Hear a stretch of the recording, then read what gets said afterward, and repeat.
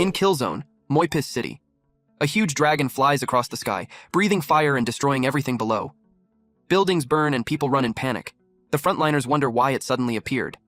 Then one of them spots White Knight, the player who crossed the national border alone. Zichuan, the guild master of the Desolate Ghost Guild, says the gap is simply too big. He wonders if this is the true strength of the Divine Dragon Empire's strongest player. They already know Moipis won't be able to hold out. None of them can believe that a single person could cause destruction on this level. And yet, that's exactly what's happening. The necromancer White Knight is riding the dragon above them. To everyone watching, he looks less like a player, and more like a terrifying monster. Then the necromancer White Knight releases his undead legion, sending them out to devour everything and absorb even more power. But even now, he says his strength still isn't enough. He values this life given to him by the Myriad Worlds game. His goal is simple: become stronger. After all, he once had only 1 health point left and barely 1 year to live. He stood at death's door, yet somehow survived and climbed all the way to this point. Several months earlier, on Blue Star. Inside a hospital room, a man lies on a bed, connected to life support machines. His name is Su Mubai. Standing beside him, someone starts adjusting the machine and coldly tells him that if he dies, he better not come back to haunt her. Mubai instantly recognizes the voice. Liu Ruyan. Even though his body can't move, his mind is still clear. He wonders why they're unplugging the equipment when he isn't even dead yet, especially when she's supposed to be his fiancée. But Ruyan calmly says he's no different from a dead person anyway, and that she's simply doing him a favor. Mubai finds the situation almost laughable. He was once Blue Star's #1 gamer, a man with assets worth trillions. Yet after a terrible accident, he ended up as a vegetable. Now he can hear everything around him, but he can't move a single finger. He refuses to accept this fate, and he has no idea how things turned out like this. Suddenly, a blonde man barges into the room and asks Ruyan why she's hesitating. This man is Zhao Shu, Mubai's university classmate. He sneers and asks if she actually fell in love with Mubai and can't bring herself to finish the job. Hearing this, Mubai is stunned. He can't understand why Zhao Shu suddenly showed up here. Zhao Shu then points out that Mubai's parents are already dead. Once Mubai dies, Ruyan will inherit his entire fortune. Only then does Mubai realize the horrifying truth. The two of them have been secretly involved all along. Zhao Shu pulls Ruyan into his arms and proudly reveals that 5 years ago, he was the one who arranged for her to get close to Mubai. Everything was part of a plan leading up to this very moment. Ruyan coldly replies that it's Shu's fault for failing to kill Mubai in the car crash, forcing them to go through all this trouble. Mubai is filled with disbelief. From the very beginning of university, he treated them like family, like a brother and a lover he could trust. Zhao Shu admits he never expected Mubai to survive such a brutal accident. But today, even if God himself appeared, Mubai wouldn't be saved. Then he reaches forward and removes Mubai's oxygen mask. After that, he starts flirting with Ruyan, but she tells him not to rush things. Even if they plan to move rooms soon, doing something like that in front of a dead man feels like bad luck. Laughing, Zhao Shu lifts her into his arms like a princess and warns that he'll deal with her properly in a moment. She playfully calls him a bad boy. Meanwhile, Mubai's mind remains completely conscious, but his body is slowly failing as he struggles to breathe. He finally understands the cruel truth. From the day they first met him, the two of them had been plotting everything. Even so, he desperately tries to move his body. He refuses to accept dying like this. He can't believe this is how his life will end, no matter what. He refuses to give up. Suddenly, a mysterious door appears out of nowhere. The strange sight shocks everyone. Some people even believe it might be the start of an alien invasion. Then a voice announces that Blue Star has been selected to participate in the Myriad Worlds game. All participants will start from zero and begin a brand new life. Mass transmigration will begin in 30 seconds. At the same time, information about the game is directly placed into everyone's mind, allowing them to recall it instantly. People quickly realize the information is real. Data about the Myriad Worlds game suddenly appears in their thoughts. One woman nervously wonders what kind of game this could be. A man nearby says the ones who should really be worried are the rich and powerful, because this game has no pay-to-win system. Meanwhile, Ruyan and Zhao Shu are lying in bed when the screens appear. Ruyan panics, saying she doesn't even know how to play games and fighting alien races sounds extremely dangerous. Zhao Shu, however, is furious. He complains that he was just about to become a billionaire, and now none of the wealth from reality can be brought into the game. Ruyan suddenly remembers something, As long as someone still has a single breath left, they can enter the Myriad Worlds game. She wonders if Mu Bai might be able to enter as well. Zhaoshu scoffs and says, even if Mu Bai manages to last 30 seconds, someone in his condition would only enter the game as a cripple.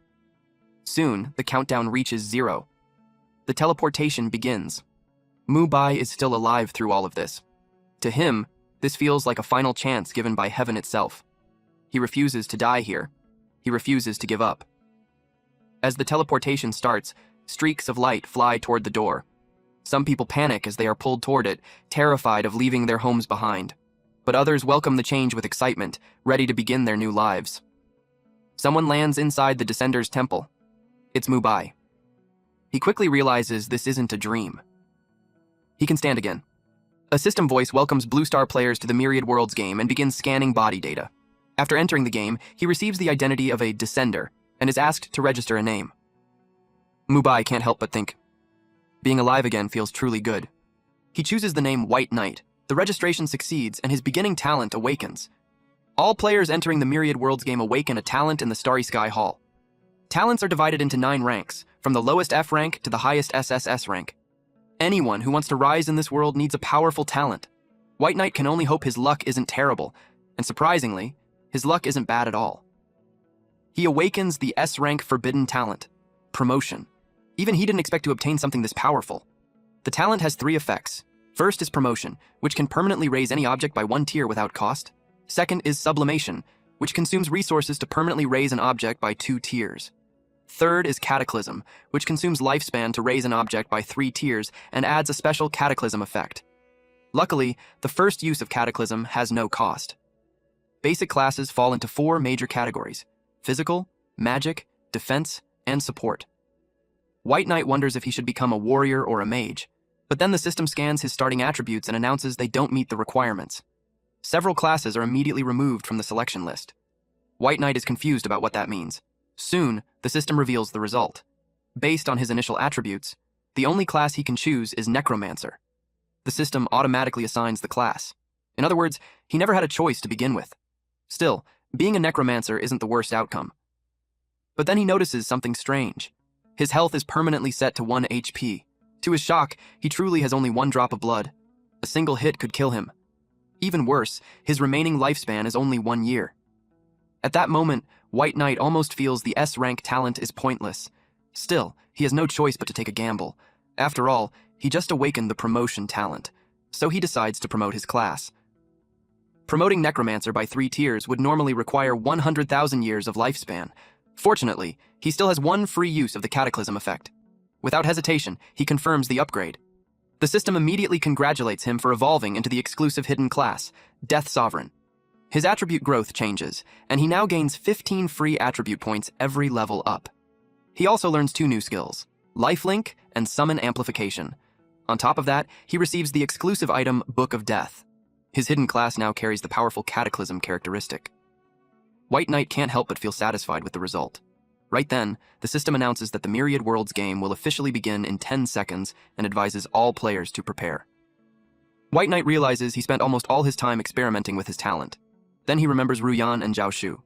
He silently swears that one day he will find this adulterous couple and make them experience true despair. The countdown ends. Inside the Myriad Worlds game, every time a player dies, they lose levels and 10% of their lifespan, with a minimum loss of 10 years each time. However, under the Novice Village protection, death only causes level loss and does not reduce lifespan. The Blue Star players are welcomed into the Myriad Worlds game. They are transported to the Divine Dragon Empire, Novice Village number 9527. The system wishes them safety on the journey ahead. Many people are excited. The kind of fantasy worlds they once read about in novels have finally become real. Players quickly begin forming teams, preparing to explore together. Meanwhile, White Knight decides to test his skills first, at the village gate. He summons a small skeleton. It's an F-rank level 1 summon, a weak skeleton that fights for him. The cast time is 3 seconds, the cooldown is 30 seconds, and it costs 20 mana. Its stats scale with the player's spirit attribute. He also has the active skill Scorch, another F-rank level 1 skill. It releases soul fire that burns the target, dealing 150% spell power damage over 5 seconds. The range is 30 meters, the cast time is 2 seconds, the cooldown is 5 seconds, and it consumes 10 mana. White Knight feels satisfied. At least he has one summon skill and one attack skill to start with. In addition, he has Lifelink, a level 1 active skill. It allows him to link with a summoned undead and share health points with it. The skill casts instantly and has a 10-second cooldown. He also has Summon Amplification, an S-rank passive skill with no level. It reduces summoning cast time by 50%, reduces cooldown by 50%, and increases summoned creature attributes by 500%. White Knight finds it amusing that he already has an A-rank skill and an S-rank skill this early. With Lifelink, he can share health with his summons, meaning his own low health might not be such a big problem. Then something unexpected appears. The Book of Death. This item is exclusive to the Death Sovereign class and serves as his unique offhand item. It cannot be dropped, damaged, or traded.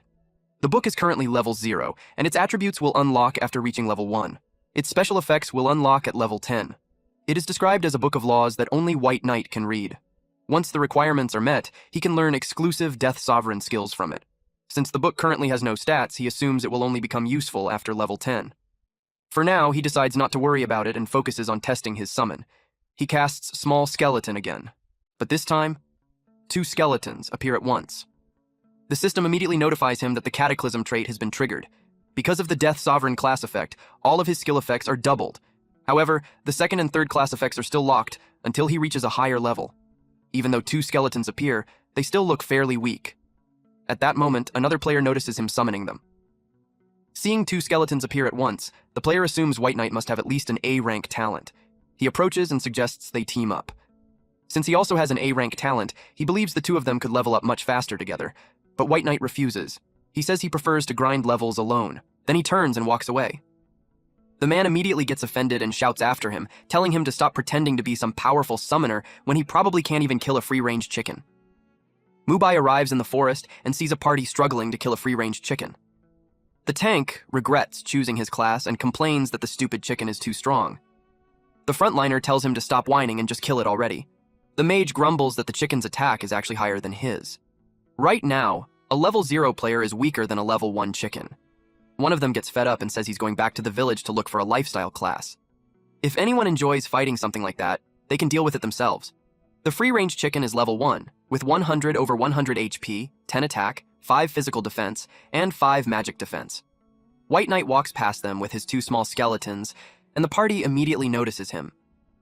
His summons look pretty strong, so they whisper among themselves that he must have awakened a powerful talent. Naturally, they start feeling jealous. One of their teammates quickly tells them to stop staring and focus on killing the chicken. White Knight calmly says he won't steal their monsters. With his class skill being this ridiculous, killing a chicken would honestly feel like overkill. Just then, he notices the nearby bushes shaking. Suddenly, 2 rabbits jump out. They're red-eyed rabbits, level 2, with 150 over 150 HP, 15 attack, 7 physical defense, and 7 magic defense.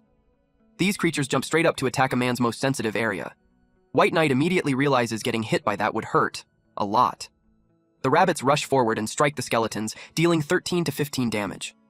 White Knight feels relieved he doesn't have to fight them himself. Since no one else is around, he decides to summon a few more skeletons and properly test their strength. He tells them to go all out. The skeletons charge forward and slash the red-eyed rabbits with their swords. Soon, one rabbit collapses. White Knight gains an extra 50% level gap bonus and earns +3 experience. The growth speed seems decent. At this rate, reaching level 1 shouldn't take long. He checks his status. His health remains 1 over 1.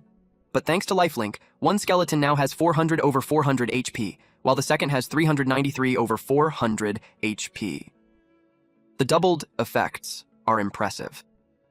By linking with 2 skeletons at the same time, he's no longer someone who can be killed with a single hit. Still, he knows he shouldn't attract too much attention.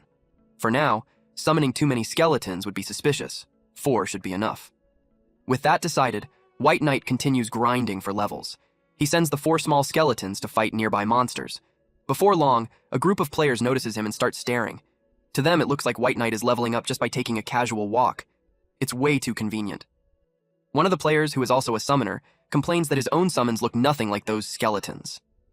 Another guesses that White Knight must have at least an S-rank talent to control 4 summons at once. The curly-haired guy even says White Knight's strength is probably already near the top of Novice Village, number 9527. Just then, the system announces that White Knight has leveled up. His 4 base attributes each gain +1 point, and he receives +1 skill point, along with +15 free attribute points. Finally reaching level 1 makes him feel pretty satisfied. He opens his character panel and thinks about his stats. Since his summon scale with Spirit, he definitely needs to invest there. But with only 1 HP, having more agility could save his life in emergencies. After thinking it over, he adds 4 points to agility and 11 points to Spirit. Since his talent can promote things, he decides to upgrade his skills next. He tells the system to promote them directly. The promotion succeeds. His F-rank skill, Summon Small Skeleton, upgrades into the E-rank skill, Summon Skeleton. His F-rank skill, Scorch, also upgrades to E-rank. Meanwhile, his A-rank skill, Lifelink, evolves into an S-rank skill. The new E-rank Summon Skeleton allows him to summon a skeleton fighter with a 3-second cast time, 30-second cooldown, and 40 mana cost, with stats scaling from his spirit. As for Scorch, it now deals 200% spell power damage over 5 seconds, with the same 30-meter range, 2-second cast time, and 5-second cooldown, consuming 20 mana. At the same time, a new passive appears, Death Conscription, an SS rank passive skill with no level. Its effects are powerful. First, summoning skill cast time is reduced by 75%. Second, summoning cooldowns are reduced by 75%. Third, summoned creature attributes increase by 100%. And fourth, the summoning space capacity doubles. White Knight can't help but comment that Lifelink truly deserves its S-rank rating. By passively sharing health with all his summons, his effective health pool skyrockets.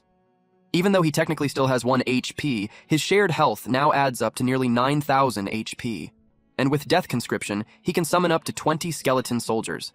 At this point, he no longer needs to stay low-key.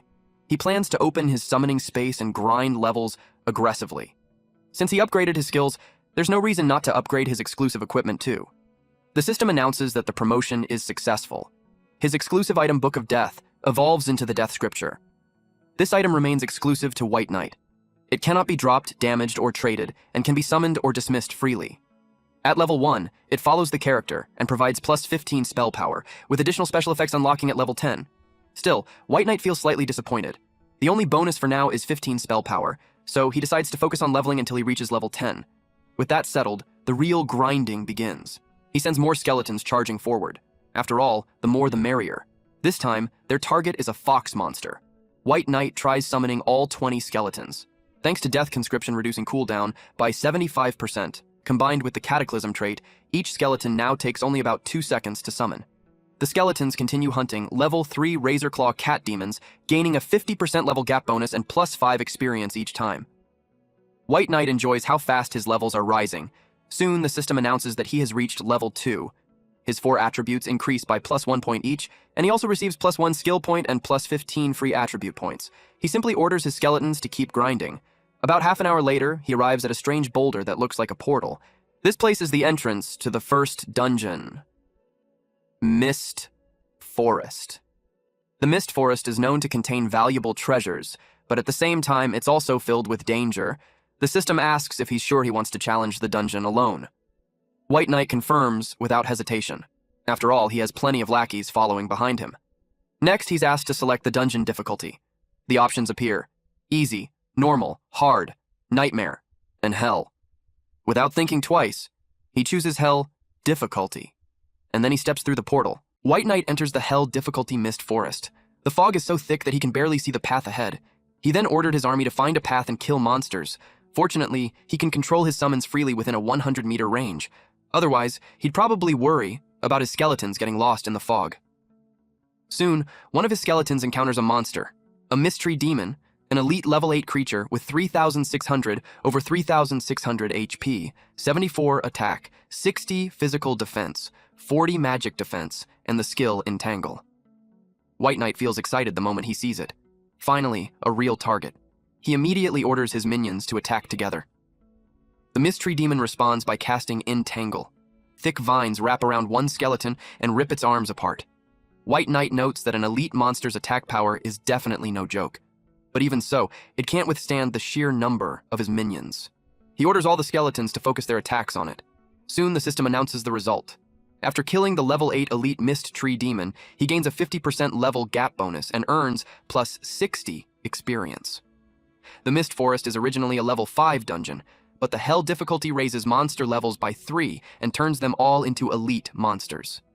The experience gain is indeed impressive. Just then, White Knight senses movement behind him. A snake suddenly swings down from a branch. He quickly jumps aside to dodge its attack.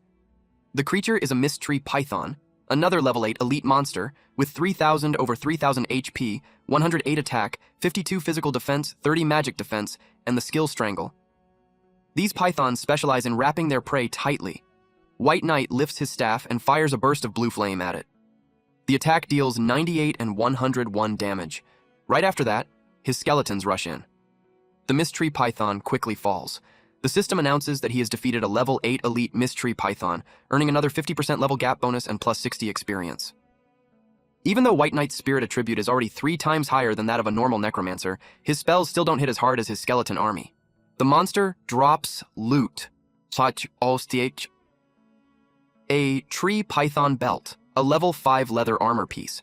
It has black iron grade durability 30 over 30, plus 9 armor, and plus 2 constitution. When worn, it looks like a giant python wrapped around the waist. White Knight sighs slightly. Too bad it's leather armor, which he can't use. Still, it's worth keeping since it can be sold later for money.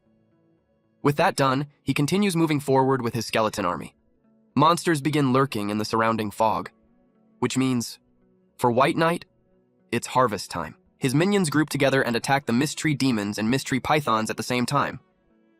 It quickly turns into organized chaos. Soon, the system announces that White Knight has reached level 5.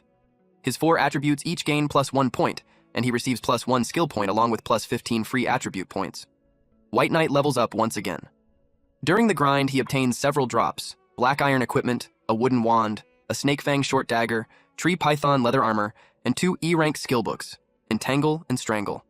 The wand is somewhat usable for now, but the rest isn't very helpful. He decides he'll upgrade them later and sell them. Looking at his status panel, it now shows he is level 5 with the Necromancer class. His attributes are 51 agility, 108 spirit, 1 over 1 HP, 6,480 over 6,480 mana, and 409 spell power.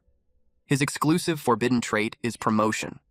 His class skills include Summon Skeleton, E rank, Scorch, E rank, Life Sharing, S rank, and Death Conscription, SS rank. His summon space is 10 over 20. His weapon is the wooden wand, his class exclusive item is the Death Scripture, and his remaining lifespan is still less than 1 year. The wand's stats are pretty weak though, so he'll need a better weapon eventually. Then he notices something interesting. His Death Scripture has also leveled up. The Death Scripture is a class exclusive item that cannot be dropped, damaged, or traded. Its base attributes now give plus 75 spell power, plus 25 to all attributes, and plus 100% damage against undead creatures. Even his summoned skeletons receive the buff. Additional special effects will unlock once the item reaches level 10. The book is described as a book of rules, something only he can read. Once he meets certain conditions, he can learn exclusive Death Sovereign skills from it. White Knight feels quite satisfied with this reward. He calls all his skeletons together and prepares them for the next fight. With his current equipment and power, he believes he's ready to challenge the boss. So they move deeper into the dungeon. Soon, they encounter 1 silver grade boss along with 2 reinforced elite guards. White Knight can't help but think that Hell difficulty really lives up to its name. The boss is the Mist Tree Python King, a silver grade level 8 monster with 88,000 over 88,000 HP. 327 attack, 136 physical defense, 98 magic defense, and several skills: Strangle, Devour, Venom Spray, and Earthshaker. Beside it stand the Mist Tree Python Guards, reinforced elite monsters at level 8, each with 8,350 HP, 198 attack, 72 physical defense, 60 magic defense, and the skill Strangle. White Knight studies the situation carefully. The boss alone has over 80,000 HP, and it's protected by 2 guards. For a moment, he wonders if his skeleton army can actually handle it, but in the end, he decides to just try and see what happens. So he orders his minions to charge. His minions charge forward, but the Mist Tree Python King suddenly opens its mouth and devours one of the skeletons. White Knight immediately realizes the boss's attack power is truly terrifying. Still, even if its damage is high, he believes it won't be able to handle his skeleton C tactic. Soon, 2 more skeletons appear. He orders his minions to slash it aggressively. The skeleton army quickly deals with the Mist Tree Python guards. Each guard killed gives him a 50% level gap bonus and plus 180 experience points. With the guards gone, he commands all his little brothers to focus fire on the boss. The skeletons strike the Python King on the head, which only makes it even angrier. White Knight feels a bit disappointed when he sees his own damage numbers. Compared to his skeletons, his attacks look almost embarrassing. The boss turns its attention toward the skeletons. It swallows another skeleton whole, killing it instantly. Then it thrashes its massive body, tearing several skeletons apart. White Knight senses something dangerous. It looks like the boss is about to use one of its major skills. Suddenly, the Python King spits out a green poisonous mist. White Knight is startled. He didn't expect the boss to actually target him directly. The mist rushes toward him and covers his vision, but White Knight takes the hit head-on. Thanks to life sharing, his combined health pool is now well over 100,000 HP. Compared to that, this damage is nothing. Then he counterattacks. Blue flames ignite in his hands as he charges forward. He continuously casts Scorch, while his skeleton army keeps slashing the boss from all sides. Under the constant damage, the massive creature finally collapses. The system announces that he has defeated the level 8 silver grade boss, Mystery Python King. He receives a 50% experience bonus and earns plus 14,400 experience points. White Knight is satisfied with how smoothly the fight went. Then another announcement appears. The system congratulates him for becoming the first player in Novice Village number 9527 to solo kill a boss. As a reward, he receives 1 basic life soul stone and 1 gold coin. Another notification follows immediately. He is also the first player in Novice Village number 9527 to solo kill a silver grade boss. This achievement grants him an additional reward of 5 basic life soul stones and 5 gold coins. The system made an announcement in Novice Village number 9527. It declared that White Knight had become the first player to solo kill a silver grade boss.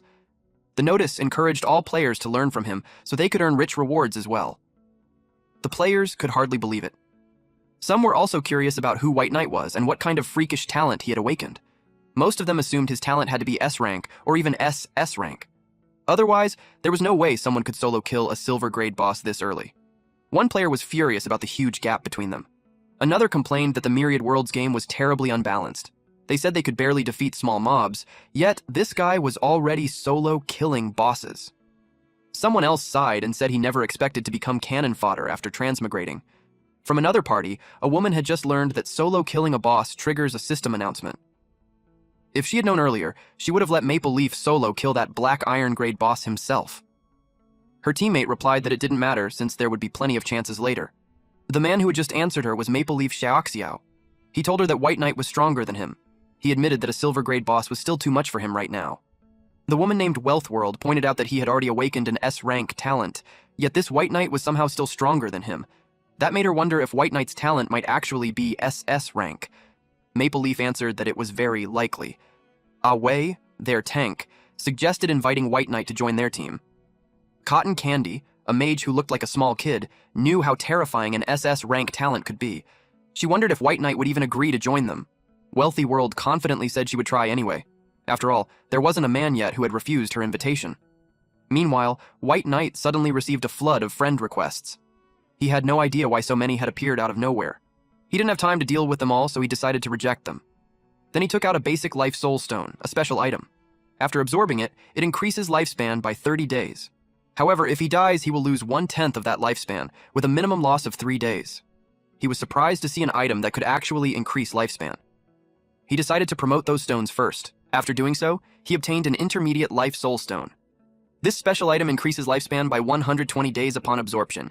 If he dies, he will lose 1/10 of that lifespan, with a minimum loss of 12 days. He was glad the promotion worked. 6 intermediate stones would equal almost 2 years of life. Getting that much lifespan for free felt strangely addictive. Now he wanted to collect even more life soul stones. The 2 skill books he received were not useful for him. As for the equipment pieces, only the poison ring was somewhat helpful, so he decided to promote it. The promotion succeeded, and he obtained a venomous ring. It was gold grade with 100/100 durability, granting plus 30 spell power, plus 10 agility, and plus 10 spirit. Magic skills now had a chance to inflict 150 poison damage, triggering at most once every 10 seconds. He liked that it had both magic and poison attributes. If his attack wasn't enough, the poison would finish the job. He then noticed how many skeletons had died just fighting a beginner boss. That made him realize something important. His skeletons simply weren't strong enough. Now that he had some gold coins, he considered sublimating the summon skeleton skill to upgrade it further. He chose to upgrade it. The options were Promote, Tier 1, Sublimate, Tier 2, and Cataclysm, Tier 3. Without hesitation, he chose Sublimate. The system informed him that it would cost 5 gold coins to overwrite the previous promotion effects and sublimate the skill. It was painfully expensive, but he knew he could earn more gold later. So he went ahead with the sublimation. The system then announced that his F-rank skill, Summon Small Skeleton, had successfully evolved into the D-rank skill, Summon Skeleton Soldier. This D-rank level 6 active skill allowed him to summon either a skeleton warrior or a skeleton archer to fight for him. The cast time was 3 seconds, the cooldown was 30 seconds, and it cost 200 mana. The skeleton's stats would scale based on the player's spirit attribute. He was very pleased with the skeleton archer. Those 5 gold coins suddenly felt like a great investment, so he summoned them right away. The skeleton archer had 637 strength, 637 constitution, 637 agility, and 6,370 health points, with 319 physical defense. It possessed a skill called Double Shot. At rank E level 6, it could instantly fire 2 arrows, striking the target twice. Each arrow dealt 90% physical damage, with a 30-second cooldown. Because it had converted into the archer class, its agility bonus increased significantly. Meanwhile, the skeleton warrior had 637 strength, constitution, and agility, with 956 attack and 319 physical defense. It possessed the skill Heavy Strike. At rank E level 6, it swung its weapon to deliver a heavy blow, dealing 175% physical damage, also with a 30-second cooldown. As a warrior class, its strength bonus increased significantly. Now he could finally say his summons had decent stats. Feeling satisfied, he ordered his minions to continue exploring for him. They scattered throughout the forest. Soon, an elite rank level 8 goblin appeared. It had 2,800 over 2,800 health points, 96 attack, 58 physical defense, 45 magic defense, and a skill called Throw. He immediately ordered the ranged units to focus fire on one target first. Arrows flew straight into the goblin's face. The monster dropped instantly. White Knight received an extra 50% experience bonus, along with plus 60 experience points. He quickly noticed how much faster his farming speed had become. It was clear now. He needed to move to a higher level area if he wanted better gains. Meanwhile, back in the village, players were busy recruiting members for their own teams. Someone suddenly approached them. This man announced that he was preparing to establish the Hegemony Guild. He invited them to join him so they could explore the Myriad Worlds game together. The players immediately felt offended. The guy had just entered the game, yet he was already recruiting people to work for him, even though he wasn't famous at all.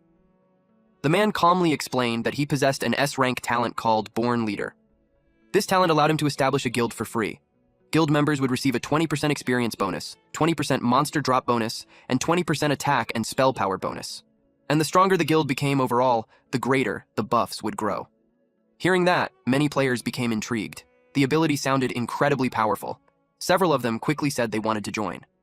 The man told them not to rush and to join one by one. But their conversation was suddenly interrupted when they received a server-wide pinned message. The sender was Wealthy World, and the message was directed at White Knight. She asked him to accept her friend request because she had an important matter to discuss. When the players saw this, they immediately started complaining. One of them grumbled that he had worked his butt off killing dozens of monsters and still didn't even have 100 copper coins. Yet this spendthrift casually spent 10 gold coins just to send a message. Everyone became curious about who this person was. After all, sending a server-wide pinned message cost 10 gold coins, which was an insane amount right now. The commotion quickly spread through the village.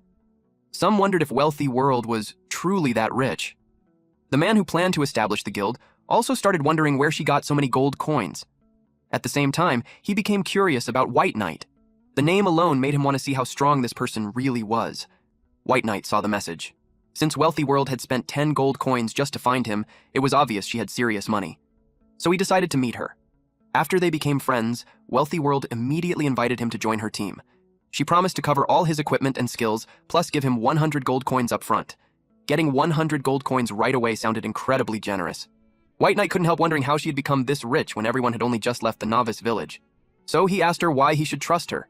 She replied that money was just a number to her. As long as he signed a contract to join her team, there would be plenty of money waiting for him. And if he still didn't believe her, he could simply look at her SSS rank exclusive skill, God of Wealth. This talent had 3 effects. The first was Money Tree. which allowed her to shake a money tree once a day and randomly receive 1 to 999 gold coins, with a chance to obtain special treasures as well. The second effect was wealth rolls in, which increased the total currency she carried by 1% every day. The third was income only, no outgo, meaning she would not drop any gold coins or items when she died. After hearing all that, White Knight realized that this god of wealth talent was simply too heaven-defying. White Knight realized that with this god of wealth talent, making money would be as easy as lying down and printing gold. But teaming up sounded troublesome to him, and it would also make it easier for others to discover his secrets. He decided to forget about it. In the early stages, leveling alone felt much safer, so he replied that he preferred to act alone. Wealthy World was offended that he actually dared to refuse her. Maple Leaf Xiaoxiao asked her if White Knight had refused to join them. She answered that White Knight preferred to act alone. Ah Wei suggested they forget about him for now, since they could just grind monsters themselves. Cotton Candy replied that it might be possible, but without good equipment, their grinding speed would be much slower. But then Wealthy World noticed that White Knight had sent another message. White Knight proposed a trade. She asked for more details, and he explained that he had some unused equipment and skill books that her team could probably use, and he was willing to sell them. She asked how much he wanted because she was planning to buy everything. White Knight replied that the value would be greater than she could imagine. He said he would notify her when he finished his current business. She simply replied that she would wait for him. Then she told Maple Leaf that he would soon have top-tier equipment. Ah Wei was happy to hear that because powerful gear would greatly increase their grinding speed. Their party soon encountered a wild boar leader.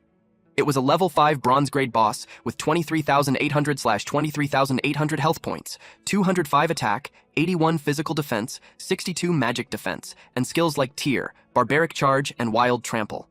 Wealthy World asked Maple Leaf if he was confident he could solo kill it. He replied that it wouldn't be a problem. She told everyone to hand their life recovery potions to Maple Leaf. Then she instructed him to leave the party. Ah Wei was ordered to stand guard and make sure no one interfered with Maple Leaf. Their goal was simple: secure the system announcement. After that, they told Maple Leaf to go. He moved in. The wild boar leader attacked, dealing minus 986 damage. Maple Leaf slipped behind it and launched his attack. The wild boar leader swung its spiked back toward him. He said the monster was pretty strong, but it wasn't fast enough. Wealthy World commented that Maple Leaf had plenty of combat experience, so solo killing the boss shouldn't be a problem. Meanwhile, White Knight killed a level 8 silver grade boss, the Goblin Leader, earning an extra 50% experience bonus and plus 14,400 experience points. Having such a large group of minions made things incredibly convenient. He could move through the mist forest almost without resistance. The system notified him that his level increased to 6, giving him plus 1 point to all 4 attributes and plus 15 free attribute points. The only thing he could complain about was how annoying it was to pick up all the loot. One of the items he picked up reinforced Bone Shield, but with life diversion, that skill was useless to him. The Mist Cloak had the effect of lowering aggro, but it was honestly just too ugly to wear. It was level 5, gold grade, with 100/100 durability, plus 28 physical defense, plus 20 magic defense, plus 10 constitution, and plus 10 spirit. After equipping it, it lowered the user's presence slightly, reducing the chance of attracting monster aggro. Another item caught his attention, an emblem with excellent attributes. It was level 5, gold grade, with 100/100 durability. It increased health by plus 200, mana by plus 400, and spell critical chance by plus 5%.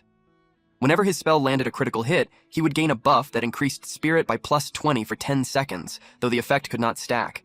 He equipped it immediately. Suddenly, a skeleton came running toward him. It looked badly injured and had lost a large amount of health. He wondered how this had caused the king's territory to appear. The system suddenly sent another notification. A large number of skeleton soldiers had caused the Goblin King to recall long-buried memories, triggering a hidden plot. The Goblin King had fallen into a state of madness, increasing all attributes by 50%. The Mist Forest exit had been sealed, and the only way to leave the dungeon was by killing the Goblin King. To trigger the hidden plot completion, he had to kill the Goblin King within 2 minutes.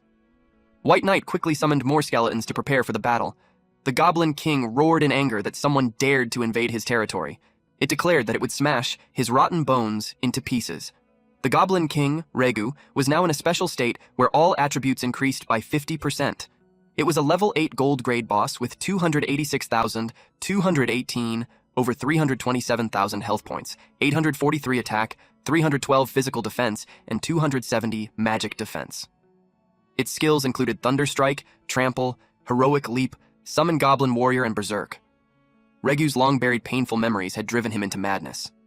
The system note added that even if White Knight died and revived, Regu would continue hunting him. White Knight knew that killing it within 2 minutes would be difficult, especially with over 300,000 health points. The boss had massive health, but White Knight knew something important. It still couldn't handle the sheer number of his minions, so there was no reason he couldn't defeat it. The Goblin King charged toward the group of filthy, rotting bones. It snarled that just smelling their scent made it want to vomit. White Knight admitted that the boss dealt serious damage. A normal level 5 player would have been instantly killed. Too bad for the boss, it had run into him. The Goblin King growled in annoyance when it realized he had tried to sneak up on it. Meanwhile, the skeleton archer continued firing arrows and dealing steady damage.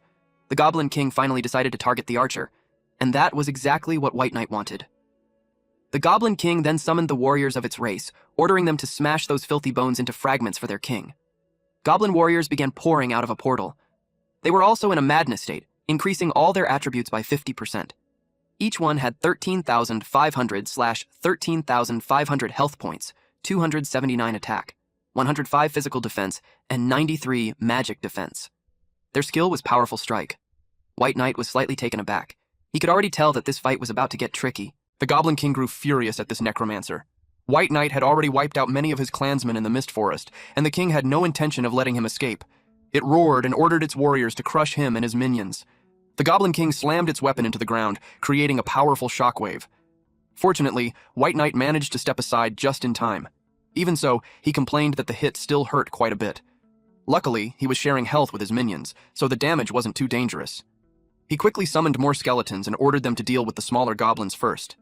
The skeletons rushed forward and began cutting down several goblin warriors. Then he commanded the archer skeletons to rain arrows down on them.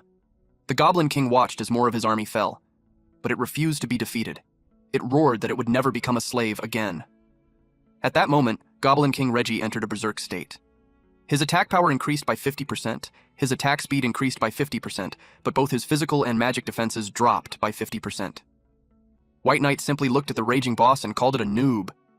Suddenly, a system announcement rang out. Maple Leaf Xiaoxiao had become the first player to solo kill a bronze-grade boss. White Knight realized the first kill announcement had been stolen, but he didn't let it bother him. He wasn't going to lose sight of the big reward over a small title. Instead, he ordered all his skeletons to charge at once. Their overwhelming numbers finally brought the Goblin King down. The system announced that he had killed the level 8 gold-grade boss, Goblin King Reggie, granting an extra 50% experience bonus and plus 43,200 experience points. With that, he reached level 7, gaining +1 to all 4 attributes, +1 skill point, and +15 free attribute points. He also became the first player in Novice Village number 9527 to solo kill a gold-grade boss. As a reward, he received 12 basic life soul stones and 12 gold coins. He looked around for any monster drops, but strangely, there was nothing. Meanwhile, a man wearing full armor had just obtained a treasure that increased his lifespan. His guild members quickly flattered him, saying he was the #1 expert in Novice Village number 9527. Suddenly, a system announcement appeared. Maple Leaf Xiaoxiao had become the first player to solo kill a bronze-grade boss. One of his guild members immediately said Maple Leaf must have just gotten lucky. The armored man declared that he would find a gold-grade boss himself to prove who the real expert was. Right then, another announcement appeared, this time saying that White Knight had become the first player to solo kill a gold-grade boss. The man in the full armor suit frowned and wondered if White Knight had awakened an SSS rank talent. On the other side of the forest, Maple Leaf Xiaoxiao commented that White Knight was truly terrifying. Wealthy World told him it was fine. The Myriad Worlds game had only just begun, so there was still plenty of time to catch up. Maple Leaf Xiaoxiao then told the group that they should go check out the first dungeon now. Back to White Knight, the system notified him that because he killed Goblin King Reggie within 2 minutes, he had successfully triggered the hidden plot called Reggie's Nightmare, and the Mist Forest dungeon difficulty had increased to disaster grade, which was even higher than hell difficulty. Suddenly, a thick mist flowed out of the Goblin King's mouth. White Knight frowned, wondering what was going on. The mist began showing him visions. He saw goblins living their lives, but then they met a tragic fate. They were imprisoned and burned alive.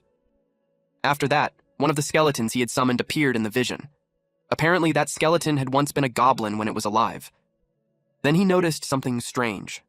The Goblin King's body began glowing brightly, and it suddenly transformed into Skeleton King, Reggie. It had entered an insane state, with all attributes increased by 50%. It was now level 10 and ranked as a dark gold grade boss.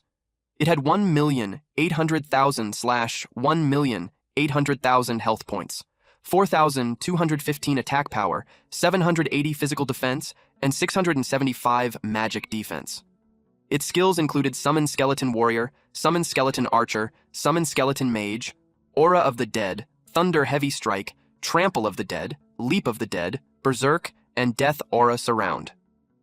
According to the system, this creature was one of the most successful works of necromancers in ancient times.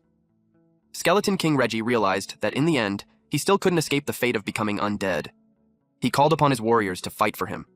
Their souls rose from their bodies and merged together to form his blade. White Knight stared at the terrifying monster and couldn't believe that something like this could appear in a novice village. It unleashed lightning into the sky. Along with it, his summons appeared, starting with a level 10 Skeleton Warrior. It had 60,000/60,000 health points, 780 attack power, 264 physical defense, and 216 magic defense, along with a level 10 heavy strike skill. This was a heroic warrior boosted by the Aura of the Dead, increasing all its attributes by 20%. Another summon was a level 10 Skeleton Mage, with 24,000/24,000 health points, 840 spell power, 100 physical defense, and 240 magic defense, and a level 10 Fireball skill. This powerful mage was also boosted by the Aura of the Dead, raising all its attributes by 20%. There was also a level 10 Skeleton Archer, with 36,000/36,000 health points, 624 attack power, 160 physical defense, 120 magic defense, and a level 10 double shot skill. This precise archer was likewise boosted by the Aura of the Dead, increasing all its attributes by 20%. The combat power of those 6 summons was already catching up to the strength of his 20 minions.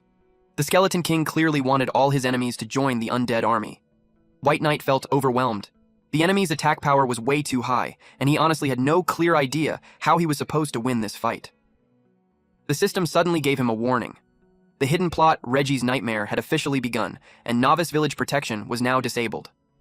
If he died, he would lose 10% of his lifespan, with a minimum loss of 10 years. Hearing that nearly made his heart stop. Even if he absorbed all his life soul stones, it still wouldn't be enough to cover a single deduction. For a moment, he worried that his journey in the Myriad Worlds game might end right here. Skeleton King Reggie then unleashed Thunder Heavy Strike, smashing several of his minions in one blow. White Knight was also caught in the attack. Gritting his teeth, he ordered the archer skeletons to aim at those scums and focus their fire. White Knight realized that with his current mana, he could only summon 20 skeleton warriors. He knew that wouldn't be enough. The enemy's defense was simply too high. He needed to upgrade the skill to another tier. There was no safe option left. He decided to risk everything. First, he would eat the stones and see how much lifespan the Cataclysm promotion would cost. He successfully absorbed several intermediate life soul stones, bringing his lifespan to 6 years. The system notified him that once the skill underwent Cataclysm to C rank, 3 branches would appear: Summon Skeleton Warrior, Summon Skeleton Archer, and Summon Skeleton Mage. He needed to choose which path to evolve. Without hesitation, he chose Skeleton Warrior, since it was the safest option due to their massive health pool. The system notified him that he had lost 5 years of lifespan.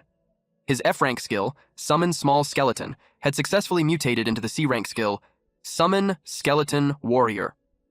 The skill was now C-rank, level 8, with a 3-second cast time, 30-second cooldown, and 300 mana cost. The Skeleton Warrior's stats scaled with the player's spirit attribute. The mutation effect was incredible. The Skeleton Warrior's maximum health increased to 500%, while attack power increased to 100%. The bonus was so outrageous for a C-rank skill that White Knight couldn't help wondering if the system had lost its mind. He immediately summoned more Skeleton Warriors to match Skeleton King Reggie. Each Skeleton Warrior had 930 strength, 930 constitution, 930 agility, and 69,750/69,750 health points with 3,720 attack power and 930 physical defense. Its skill. Heavy Strike was at level 8, allowing it to swing its weapon and deal 185% physical damage with a 30-second cooldown. The mutation bonuses pushed it even further.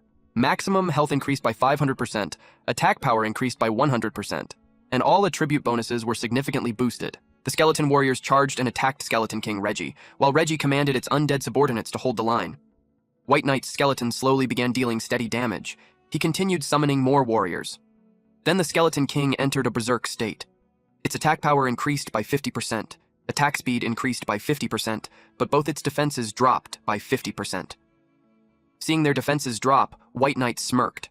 In his eyes, they had just sped up their own deaths. He immediately ordered all his summons to focus fire in one final wave. The Skeleton King Reggie's health bar dropped rapidly. Soon after, the system notification appeared. White Knight had killed it. He gained an additional 50% experience bonus and plus 270,000 experience points.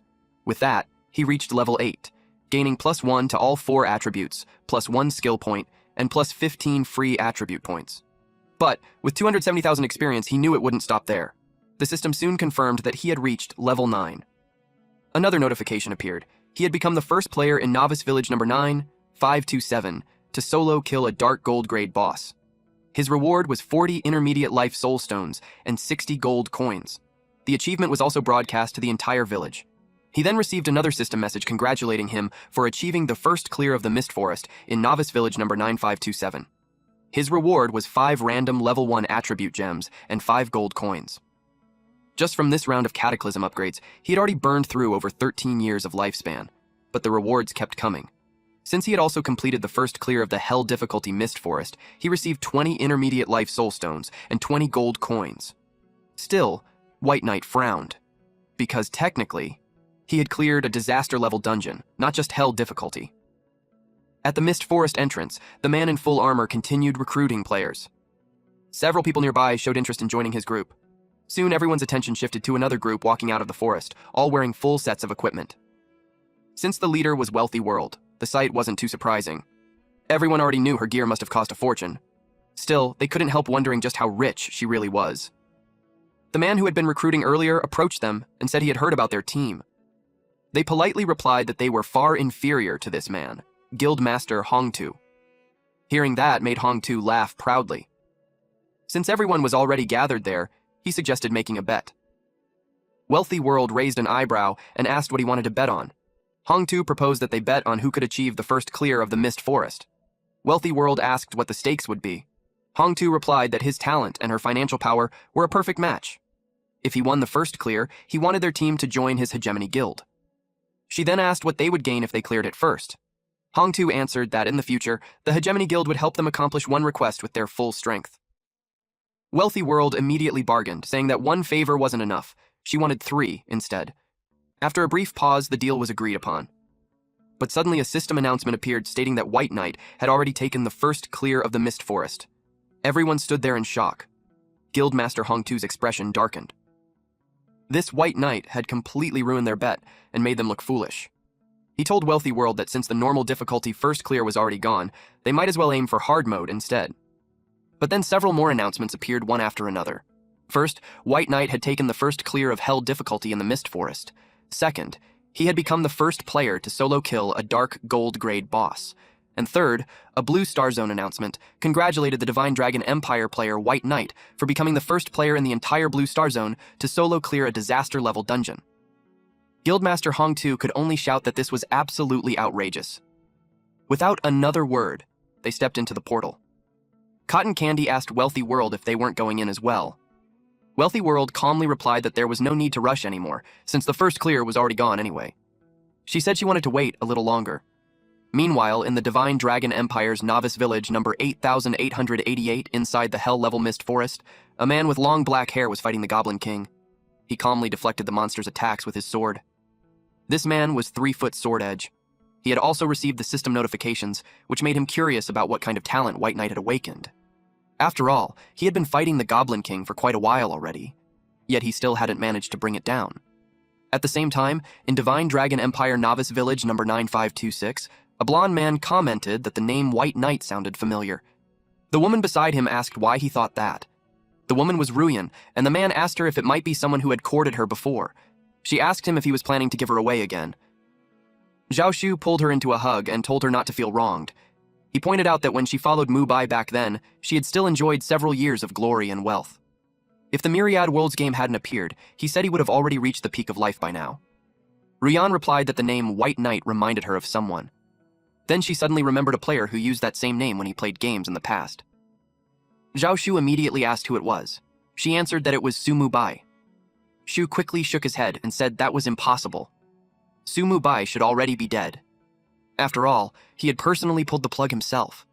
Besides, Mubai couldn't possibly be the only person who would choose a name like White Knight. He dismissed the idea as nothing more than a coincidence. He even added that if it really was that kid, it would actually make things easier. Zhao Shu knew that Mubai had always liked Ruyan, so she could simply seduce him again, and everything would fall into place. Ruyan blushed slightly, but deep down she was completely confident in her charm, and honestly, she didn't really care who White Knight was. The system congratulated White Knight for becoming the first player in the Blue Star Zone to solo clear a disaster-level dungeon. His rewards were a Class S rank skill book and one epic-grade piece of equipment. Just as he expected from a disaster-level dungeon, the rewards were incredibly generous.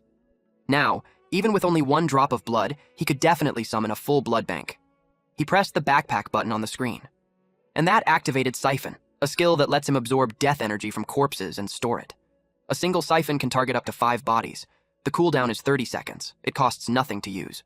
The maximum range is 50 meters, and his stored death energy currently sits at 0/80. The feedback skill instantly restores his own health or mana, or it can be used to strengthen one of his summons. The cooldown is 30 seconds. It consumes 1 to 80 death energy. 1 death energy restores 100 health or 100 mana. 1 death energy can also boost a target's main attribute by 0.5% for 60 seconds. Now, he would never have to worry about mana consumption ever again. At the moment, he could only choose the free promotion option. The system confirmed the cost-free promotion of the skill book Death Siphon Feedback to Tier 1. He confirmed it and learned the new skill, Death Siphon Feedback. He tested it on the enemy, and successfully siphoned 320 death energy from the corpse of the Dark Gold boss, Skeleton King Reiji. But the system soon notified him that his stored death energy had already reached the limit. If he wanted to siphon more, he would need to consume some of it first. He didn't expect the amount to be that high. He guessed it was because the boss had originally been an undead creature, so the death energy inside it was much richer. He also received an item called the Whisperer of the Dead Robe, a top cloth armor. It works from level 10 to level 60, scaling with the player's level. The item upgrades every 5 levels, with a maximum upgrade at level 60. It is an epic grade item. He suspected this might be the first epic grade equipment in the entire Blue Star Zone. Unfortunately, it still needed appraisal, and appraisal fees were never cheap. For now, he decided to keep it. He suddenly realized something. He rummaged through the remains of Skeleton King Reggie to see what else had dropped. His plan was to pack everything and send it to Wealthy World later. After all, he had technically killed the boss twice, so he expected it to drop some good stuff. Suddenly, a massive explosion of loot appeared. He obtained 10 gold coins, 38 silver coins, a plus 10 attribute gem, a plus 3 critical gem, and 5 gold grade equipment pieces. There was also a dark gold grade item called the Necklace of the Dead, along with Boots of the Shadow, heavy bone armor, and a giant bone sword. In addition, he received several C-rank skill books such as Summon Skeleton Champion, Summon Skeleton Archer, and Summon Skeleton Mage. There were also B-rank skill books like Aura of the Dead and Thunder Heavy Strike. On top of that, several dark gold grade materials dropped, including 10 Death Energy Bones, 10 Soul Remnants, and Hale's Crystal Ball. Since he already possessed the 3 skill books, Summon Skeleton Champion, Summon Skeleton Archer, and Summon Skeleton Mage, the system asked if he wanted to fuse the 3 into a new skill called Summon Advanced Skeleton. He didn't even know that skill books could be fused like this. He went ahead and fused them, learning the new skill Summon Advanced Skeleton. The skill was C rank, level 1. With it, he could summon a Skeleton Champion, Skeleton Archer, or Skeleton Mage to fight for him. The cast time was 3 seconds, the cooldown was 30 seconds, and it cost 300 mana. The skill also had special traits. The first trait increased the Skeleton Champion's health by 500% and its attack by 100%. The second and third traits were still locked. He guessed those were for the Skeleton Archer and Skeleton Mage, meaning the skill would need another promotion to unlock them. The system then prompted him to select a promotion tier for the Summon Advanced Skeleton skill. A normal promotion cost nothing. Sublimation into the A-rank skill. Summon Elite Skeleton would cost 10,000 gold coins, while the final Cataclysm evolution into the S-rank skill, Summon Skeleton Legion, would cost 1,000 years of lifespan. White Knight chose the direct promotion. Just like that, his C-rank Summon Advanced Skeleton skill was promoted to B-rank, level 1. A blue orb suddenly appeared, and he wondered what it was. The system asked if he wanted to accept the quest, Hale's Legacy. It was an epic grade quest with extreme difficulty, and the system advised him to consider it carefully. If he accepted, Hale's crystal ball would have part of its seal lifted and temporarily become his equipment. If he refused, the crystal ball would break through the void and leave, searching for the next destined person. He wondered if this was the harvest from the hidden plot. He was also curious if the quest item itself could be promoted, so he tried it. The system then asked if he wanted to accept Dylan's sorrow. It was a legendary grade quest with difficulty described as beyond imagination, and the system again warned him to think carefully. If he accepted, Dylan's crystal ball would partially unseal and temporarily become his equipment. If he refused, it would also break through the void and leave to find the next destined person. He chose to accept. Since his level was still too low, the system told him to reach level 30 within 1 month to begin the first phase of the quest. If he failed to start the quest in time, he would lose Dylan's crystal ball. Dylan's crystal ball would reveal its true name after being fully unsealed. It starts at level 0 and can reach a maximum of level 200. It is a legendary grade item with durability 1000 over 1000. Its basic attributes were already impressive, plus 50 spell power, plus 20 to all attributes, plus 1000 health, and plus 2000 mana. Its effects were also powerful. The first effect increased spell critical rate by 30% and gave 50% critical damage. The second and third effects were still sealed, and their abilities were unknown. They would unlock after entering the first phase of the quest. White Knight especially liked how strong the spell crit bonus was. He loved how the harvest this time had gone far beyond his expectations. With everything collected, he finally set off to meet Wealthy World. At the entrance of the dungeon, Cotton Candy asked Wealthy World when they were going in. The sun was already setting, and Hegemony had entered the dungeon ages ago. Wealthy World replied that they should wait a little longer. Then White Knight finally came out, and she greeted him right away. White Knight looked surprised that they were actually waiting for him. She asked if he had brought the items.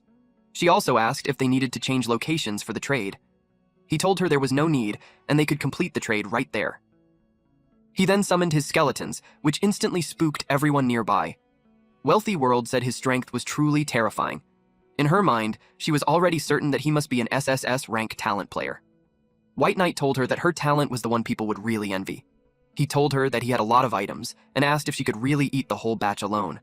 She confidently assured him that it wouldn't be a problem. He then took out all the items, and everyone was stunned. Cotton Candy was especially happy because there were so many skill books and they were D rank. She had never even heard of some of them before. Ah Wei was thrilled by the sheer amount of equipment. Wealthy World simply told White Knight to name his price and she would buy everything. He replied that black iron grade equipment cost 5 silver, bronze grade cost 20 silver, and D rank skill books cost 20 gold. She had no problem with the price and immediately threw him the coins. He accepted them.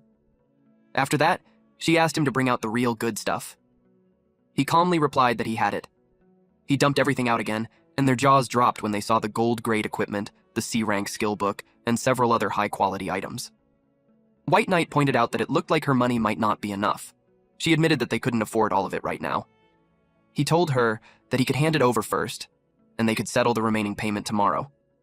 He wasn't worried about her running away with the goods since they could simply sign a system trade contract. Since he was being so straightforward, she decided not to act polite anymore and asked him to state the total price. He said everything else was negotiable, but the skill book in his hand alone was worth 500 gold coins. It was the Resurrection Skill Book. It was C rank, had no level requirement, and was an active skill. It allowed the user to revive a target player outside of combat while also reducing their death penalty by 50%. The cast range was 50 meters, the cast time was 5 seconds, and the cooldown was 60 seconds. It consumed 300 mana, and only someone with a priest-class profession could learn it. Cotton Candy was overjoyed when she saw it. Wealthy World agreed to the deal and promised to pay the remaining gold tomorrow. White Knight remembered that the first effect of the God of Wealth talent allowed the user to shake the money tree once a day, randomly obtaining 1 to 999 gold coins. Her confidence in being able to pay 500 gold tomorrow must come from the other 2 effects of that powerful talent. He also remembered that their first kill of the bronze grade boss had rewarded them with 2 life soul stones. So, he asked if they wanted to make another deal. He could guarantee that they would take the first clear of the Nightmare difficulty Mist Forest and also gain the strength needed to grind the Hell difficulty. However, his condition was simple.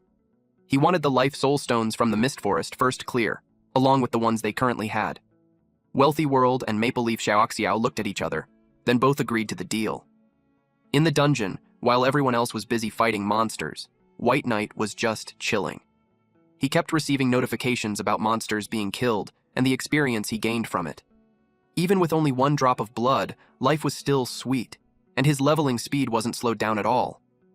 The system notified him that he had reached level 9. He gained +1 attribute, +1 skill point, and +15 free attribute points. At the same time, he wondered where the appraiser had gone. He had run all that way just to find the appraiser and identify his equipment, yet he didn't even see a shadow of the guy. He couldn't understand why a perfectly good appraiser loved painting so much. Instead of staying in the shop and doing his job, the guy ran off to the grasslands to sketch scenery. Just then, the system suddenly notified him that his skeleton champion had died. The Cataclysm trait was triggered. His skeleton champion resurrected in the summon space with full status. However, the skeleton champion could not trigger the resurrection effect again for 60 minutes. He didn't expect it to be killed instantly. The skeleton champion had nearly 150,000 health points, yet it was still killed in a single moment. He wondered if the appraiser had done it.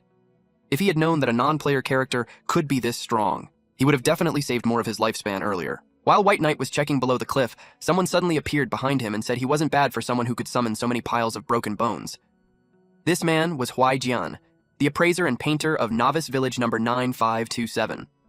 His level and health points were unknown. White Knight immediately noticed his terrifying speed. Jian said he rarely came out in such a good mood to sketch scenery, yet that kid's pile of bones had completely ruined it. He told White Knight to speak and asked how he planned to compensate. White Knight asked if paying money would be acceptable. Jian took the pouch and asked if he really looked like someone who needed money. Still, he wasn't unreasonable. He said he would charge 100 coins, and White Knight could also take the painting. After all, his work wasn't something just anyone could get their hands on, so the kid should actually be grateful. White Knight opened the painting and silently thought that even a 3-year-old could probably draw better. Jian noticed his expression, and a dangerous aura immediately spread around him. White Knight quickly clarified that he had misunderstood. He explained that he simply wanted to calm his mind and wash his hands first, so he could properly appreciate the insights Jian had poured into the painting. That answer pleased Jian. He said the kid wasn't that bad after all. Since he happened to be in a good mood, he asked if White Knight had anything that needed appraisal, because he would do it for free. White Knight immediately thanked him. Jian inspected the equipment and commented that White Knight's strength wasn't bad, and his luck was pretty good too. Then he muttered that for 100 coins he had appraised 4 items, which meant he had actually lost big this time. Jian chanted a spell, and the details of the equipment appeared. The first item was the Shadow Boots. They were plate armor footwear, level 10, and classified as a dark gold grade item. Durability was 200/200. The requirements were 80 strength and 50 constitution. The stats included +75 physical defense, +50 magic defense, +800 health, +20 strength, +20 constitution, +10 agility, and +10% movement speed. The attached skill was Shadow Step, allowing the wearer to fade into the shadows. Movement speed increased by 60%, and damage taken was reduced by 10%. The effect lasted 30 seconds, with a 10-minute cooldown. If he equipped it, he would also automatically learn Ghost Step Dance. The second item was the Heavy Bone Armor, used for the upper body. It was plate armor, level 10, and upgradable 3/3.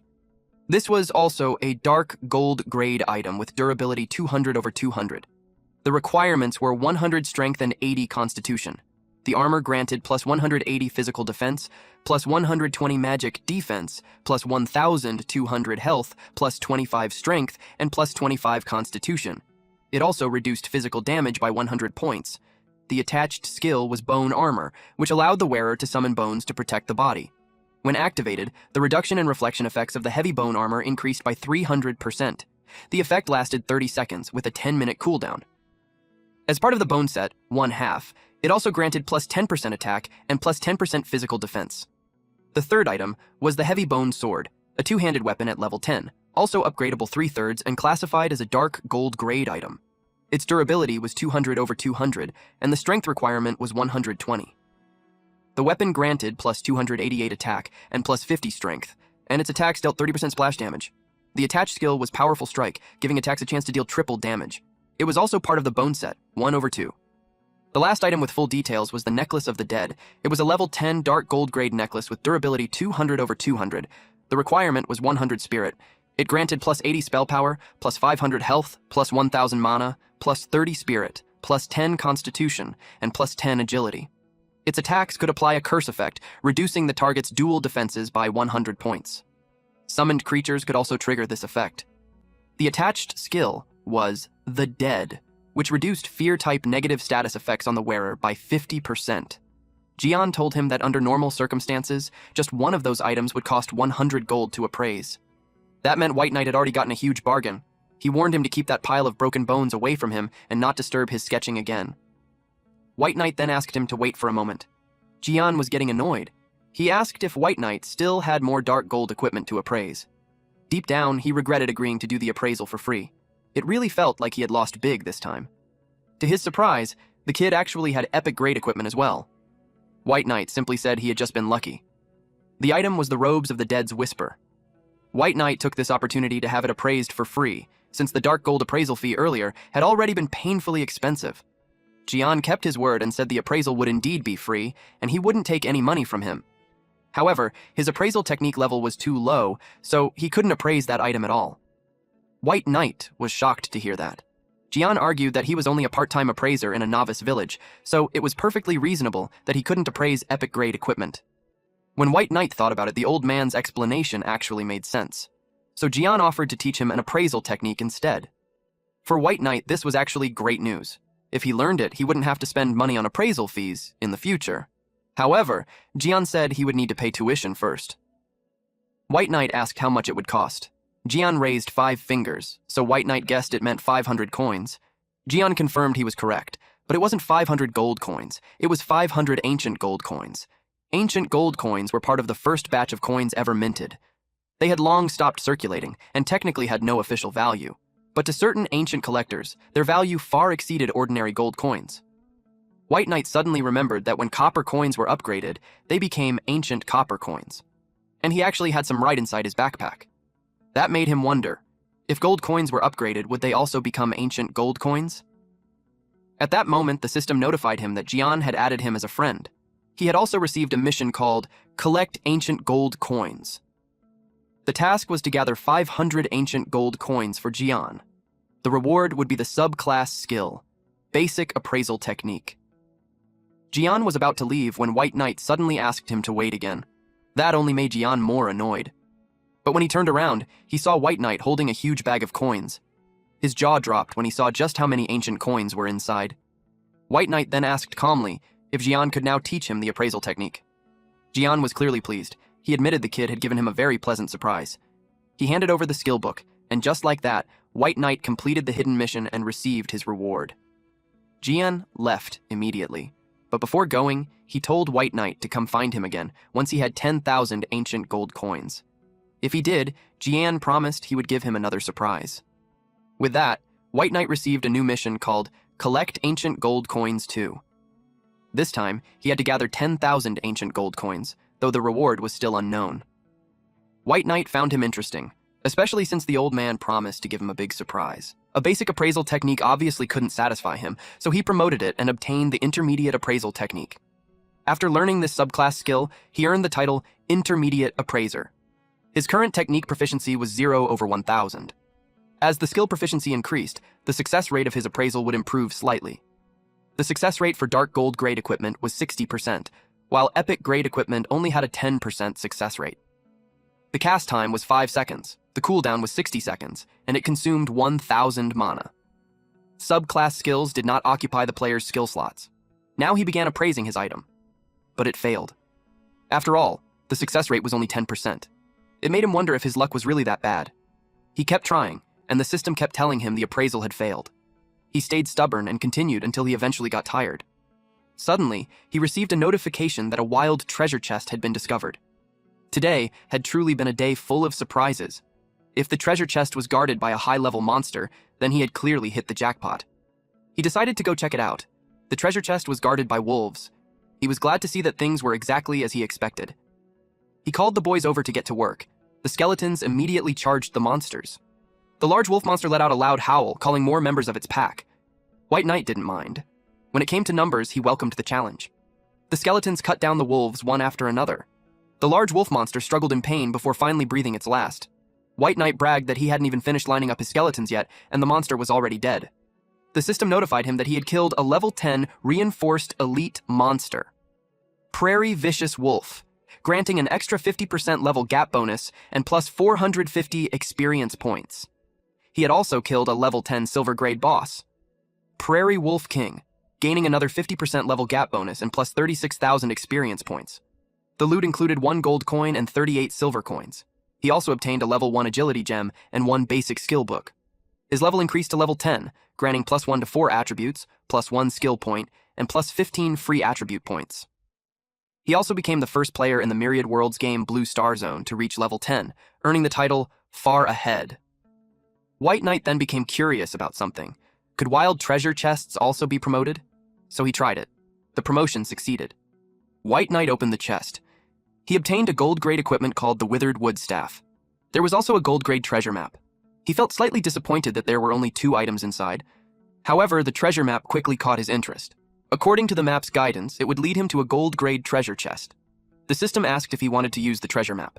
Once used, the treasure hunting route would be marked on the system map. The destination coordinates of this treasure map were located outside the novice village. The system then notified him that his level had reached the novice village limit. He needed to find the village chief and report to his affiliated city. Otherwise, he would no longer gain experience points. That was when he realized that players had to leave the novice village once they reached level 10. He decided to find the village chief first, and while he was at it, he casually promoted the treasure map. After the promotion, it became a dark, gold-grade treasure map.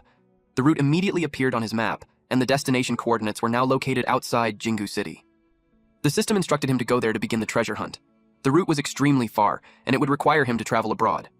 For now, he accepted that he wouldn't be able to get it yet. Meanwhile, Guildmaster Hongtu came out of the dungeon. The system announced in Novice Village number 9527 that Hegemony Guild had achieved the first clear of the hard difficulty Land of Mist dungeon. Guildmaster Hongtu immediately told his men to get ready, because they would challenge the nightmare difficulty right away. Suddenly, another announcement appeared. It stated that Wealthy World had led a squad to achieve the first clear of the nightmare difficulty of the Land of Mist dungeon. Guildmaster Hongtu was shocked that they had beaten them to it. He demanded to know how they managed to clear nightmare difficulty so quickly. Wealthy World simply wished him good luck. He was irritated that White Knight had only sold equipment and skill books to her. Now that White Knight dared to go against him, Hongtu swore that he would make him pay. Wealthy World then told her team to rest for a while, because they would soon begin farming the Hell difficulty. At that moment, another Blue Star announcement appeared. The system congratulated Divine Dragon Empire player White Knight for becoming the first player in the Blue Star Zone to reach level 10. Because of this milestone, the Novice Village level leaderboard opened ahead of schedule. The Novice Village number 9527 leaderboard was displayed. First place was White Knight, level 10, no faction. Second place was Maple Leaf Xiaoxiao, level 5, no faction. Third place was Awe, level 5, no faction. Fourth place was Hard to Wake Up, level 5, no faction. Fifth place was Wealthy World, level 5, no faction. Sixth place was Cotton Candy, level 5, no faction. Seventh place was Grand Hegemony, level 5 from Hegemony Guild. Eighth place was One Sword Seal's Throat, level 5, also from Hegemony Guild. Ninth place was Turkey Flavor Rice Crust, level 5, from Hegemony Guild. 10th place was Milky White Snow, level 5, also from Hegemony Guild. Guildmaster Hongtu was clearly not pleased with these results. Cotton Candy told their boss that White Knight was leveling up incredibly fast. Maple Leaf Xiaoxiao agreed, saying it was like watching someone ride a rocket. During their trade earlier, he had only been level 8, while they were level 5. Since they had already obtained the Life Soul Stones, Wealthy World decided to send them to White Knight. She knew it was extremely important to build a good relationship with someone like him. She told her team they could move freely for now while she went back. Soon after, she met up with him. She handed over 10 basic Life Soul Stones, which were the reward from the first clear. She also told him that if he obtained any good items in the future, she hoped he would remember her first. She promised that price would never be an issue. The system then notified White Knight that his contract with her had been fulfilled. He assured her that as long as she had the money, there would naturally be no shortage of good items. Before leaving, he told her to contact him again once she left the Novice Village. That only confirmed for her that building a good relationship with him had been the right move. White Knight then headed toward a house. He felt that this was the right place. A man with a thick brown beard came out and said he hadn't expected a descender to reach level 10 so quickly. It was the village chief. White Knight told him that he wished to leave the Novice Village. The village chief agreed. He said that the God-forsaken land would eventually belong to the Descenders anyway. Then he told White Knight to follow him. The floor at the center of the house began to glow, and the chief told White Knight to step inside. Their village was affiliated with East Sea City. East Sea City was one of the 10 great level 1 main cities of the Divine Dragon Empire, and also the Empire's most prosperous coastal city. The chief told him that arriving in East Sea City would be the true beginning of his journey. White Knight thanked him and promised that if fate allowed, he would return one day to repay him. After White Knight disappeared, the village chief let out a long sigh. He quietly muttered that the chaotic times of the god-forsaken land were coming again. And this time, he didn't know how many people would die. Meanwhile, Zhu asked Ruyan if she truly believed that White Knight might actually be Mubai, but Ruyan said she didn't care whether he was or not. She was confident that once they met him, he would never escape the palm of her hand. At EC City, White Knight had just finished teleporting. He commented that the world felt far too realistic. He was a little disappointed that leaving the novice village didn't even give a reward or anything special. Out of nowhere, the system notified him that the death scripture had increased to level 10. The death scripture profession belonged exclusively to him. It could not be dropped, damaged, or traded. He could summon it or put it away at will. It was currently level 10, matching his character level. Its basic attributes were plus 300 spell power, plus 100 to all attributes, and damage dealt by undead creatures increased by 100%. His summons would also receive this buff. Another effect was Soul Siphon, where targets killed by him or his summons would have a portion of their soul power absorbed by him. When wild monsters were killed by him, their respawn time doubled. When players were killed by him, they would suffer double penalties, including lifespan loss. His current soul points were 0. He needed to consume 1,000 soul points to gain a second chance to open the death scripture. The second special effect would unlock at level 30. The scripture was a book of rules that only he could read, and once certain conditions were met, he could learn the exclusive skills of the Death Sovereign from it. He found the double death penalty and the ability to learn exclusive skills particularly interesting. He opened the book, and the words inside began to float and glow. His own eyes also started glowing. At that moment, he learned a new skill called Death Gaze. The process was painful, but he successfully obtained the skill. Death Gaze was an SSS rank skill, level 1, with 0/50 proficiency. It was an active skill. Its effects were as follows. First, it dealt true damage equal to 50% of his spell power per second for 10 seconds. Second, creatures caught in his gaze would be continuously affected by fear. Third, all creatures with a life level lower than his would immediately have all attributes reduced by 20% when they were gazed upon. This effect depended entirely on life level and could not be reduced by resistance. Fourth, creatures killed by Death Gaze would suffer extreme pain, and after resurrection they would enter a weakened state, with all attributes reduced by 40% for 12 hours. The skill was instant cast, with a 60-second cooldown, and consumed 5% of his maximum mana.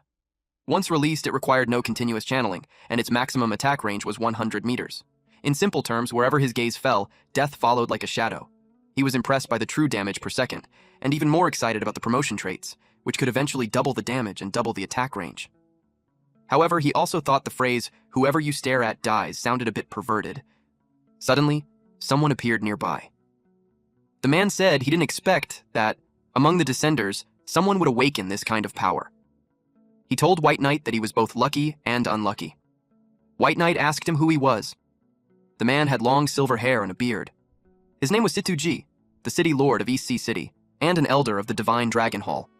He was clearly another powerful figure whose level could not be seen. White Knight politely greeted the city lord Situ. Situ's eyes lit up. He said White Knight truly carried the power of death. He could see that White Knight had already changed classes into a sovereign class profession. According to him, a class like that should never appear in the god-forbidden land. Our MC was caught off guard as this person actually saw through his hidden profession. Situ then sighed and said it was a pity. If White Knight walked this path, his future would be far harder than other sovereign classes. Curious, White Knight asked what he meant. Situ said the answer would come through a test. If he passed it, he would learn more about the Death Sovereign. The system suddenly notified him that he had obtained a quest item, the Medal of the Forgotten. He also accepted an epic grade mission called Situ's Test. The goal was simple, but terrifying. Clear the Land of the Forgotten and reach 100% exploration rate.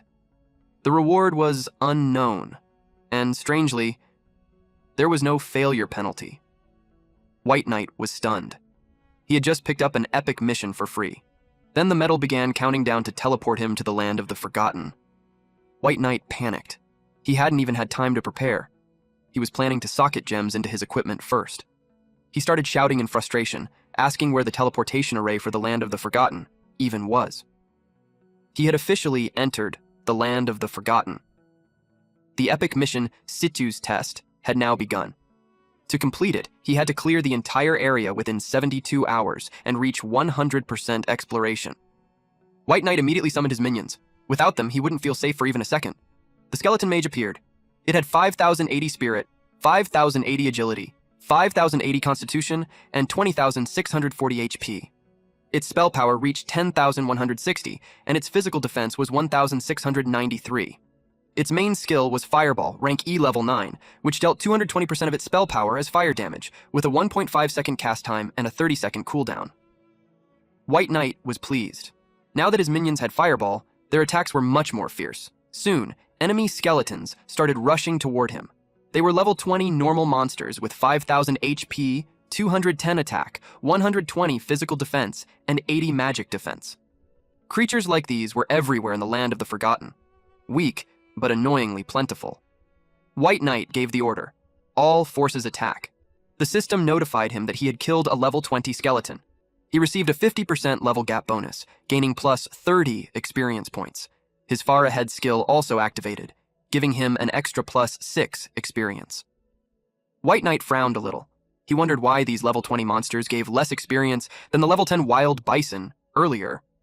Still, it worked out for him. There were skeletons everywhere. The system kept notifying him again and again as more level 20 skeletons fell. White Knight then decided to test his new skill, Death Gaze. The moment he used it, the skeletons dropped instantly. One hit was enough. He was impressed. The skill solved the problem immediately, though it was a bit ironic. Skeletons were already dead, and he was still killing them again. He continued attacking without holding back and quickly refilled his mana. Then he opened the death scripture. It showed 0 soul points. White Knight stared at the screen in confusion. That made no sense. He was certain he had siphoned the souls of the monsters he killed. So where did all the soul points go? Suddenly, a voice echoed through the area. It said that this place was the Land of the Forgotten. When they were alive, they had suffered a terrible curse, and their souls had been locked here ever since. A soul soon appeared and introduced himself as Road, one of the Forgotten. He was a level 20 special elite soul form with 100,000 over 100,000 HP. His soul body was immune to physical damage. White Knight asked what this curse was about.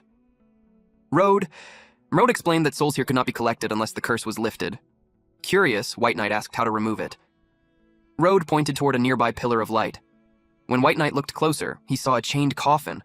The top of its lid was broken, and a creepy skeleton with long black hair was peeking out. Naturally, White Knight wanted to take a closer look. When they approached, even his skeleton minions hesitated.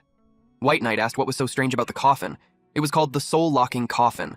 It had 1 million/1 million shield value, 1,000 physical defense, and 1,000 magic defense. The system notified him that discovering the coffin increased his exploration rate by 2%. Destroying it would increase the rate by another 3%. However, there was a warning. Once the coffin was destroyed, a terrifying existence would be released. He was advised to act according to his ability. Road quickly urged him to destroy it. White Knight, however, was just curious. He wanted to see exactly how terrifying this thing really was. So he ordered his minions to start attacking. The skeletons rushed forward and slashed the coffin from every angle. Blow after blow landed on the lid. Soon, the coffin's shield bar dropped dangerously low. Road began to panic, saying it was about to come out. But White Knight simply watched with interest. Then it happened. A large and fierce skeleton burst out of the coffin. Heavy chains wrapped around its body. This was Neil, one of the Forgotten. He was a level 20 dark gold grade boss, a half-frost lich. His HP reached 1,500,000 over 1,500,000. He had 12,800 spell power, 1,500 physical defense, 2,100 magic defense, and 20% elemental resistance. His abilities included frost-type spells and shadow curse spells. He had clearly been trying to transform into a full lich, but had failed halfway. Neil glared at White Knight in fury. This outsider had ruined his transformation. Road panicked and told White Knight to run immediately, but Neil suddenly paused. He sensed something inside White Knight's body, a thick and powerful death aura. If he absorbed that energy, he believed he could finally complete his transformation. White Knight raised an eyebrow and calmly asked him one thing. "Who gave you the confidence to think you could do that?" Then he ordered his skeleton squad to attack. The skeletons rushed forward and struck Neil from all sides. Neil didn't look worried. His defenses were extremely high. He believed these weak undead could never break through. Then he smashed several of White Knight's skeletons with brutal force. But He suddenly froze when arrows began raining down from the skeleton archers. Neil stared at White Knight in shock. He demanded to know who he really was to summon so many powerful, undead creatures. He quickly raised a frost shield to block the arrows. Then Neil called his own servants. The first was a ghoul, level 20, with 150,000/150,000 HP, 1,960 attack, 800 physical defense, and 700 magic defense. Its skills were Iron Hook Strike and Disease Cloud. The creature looked horrifying, stitched together from pieces of different corpses. The other servants were ghoul minions. They were also level 20, each with 80,000 HP, 1,580 attack, 500 physical defense, and 420 magic defense. Their skill was Gnaw. Their mouths constantly gave off the smell of rotting flesh. White Knight wrinkled his nose. He complained that the battlefield suddenly smelled terrible. So he decided to use his new skill, Death Gaze. The system notified him that Death Gaze had been used on Neil, the Forgotten. Because White Knight's life level was higher than Neil's, all of Neil's attributes were reduced by 40%. White Knight blinked. He wondered if becoming a Death Sovereign had raised his life level. Meanwhile, Neil felt his power suddenly drop. He couldn't understand what had just happened. White Knight didn't waste time. He ordered his minions to deal with the rotten fish and stinky shrimp in front of him. Every enemy had to be wiped out. The undead army attacked relentlessly, dealing continuous damage. As Neil was overwhelmed, he screamed in desperation. He shouted that he didn't want to be forgotten. The system notified him that he had killed the level 20 Dark Gold grade boss, the Forgotten, Neil. He gained a 50% experience bonus, receiving plus 750,000 experience. The Far Ahead skill also activated, giving him an extra plus 150,000 experience. Because of this, White Knight leveled up to level 12. He gained plus 1 point to all 4 attributes, plus 1 skill point, and plus 15 free attribute points. White Knight blinked. He couldn't believe the fight ended that easily. He also obtained a Dark Gold grade item called the Cursed Crown Fragment. This item was 1/7 of a Dark Gold grade equipment. If all fragments were collected, the Cursed Crown would automatically repair itself. But the wearer would suffer a curse and endure constant erosion from death energy. White Knight felt a little annoyed. The small monsters didn't drop anything, and the boss was surprisingly stingy. Still, he had to collect all the fragments. Since they were Dark Gold fragments, once repaired, the finished item should at least reach epic grade equipment. For now, he decided to keep it. Out of nowhere, Road appeared right in front of him, amazed that White Knight had actually granted Neil his release. He invited White Knight to go kill the next person, then quickly corrected himself. They would go save the next person.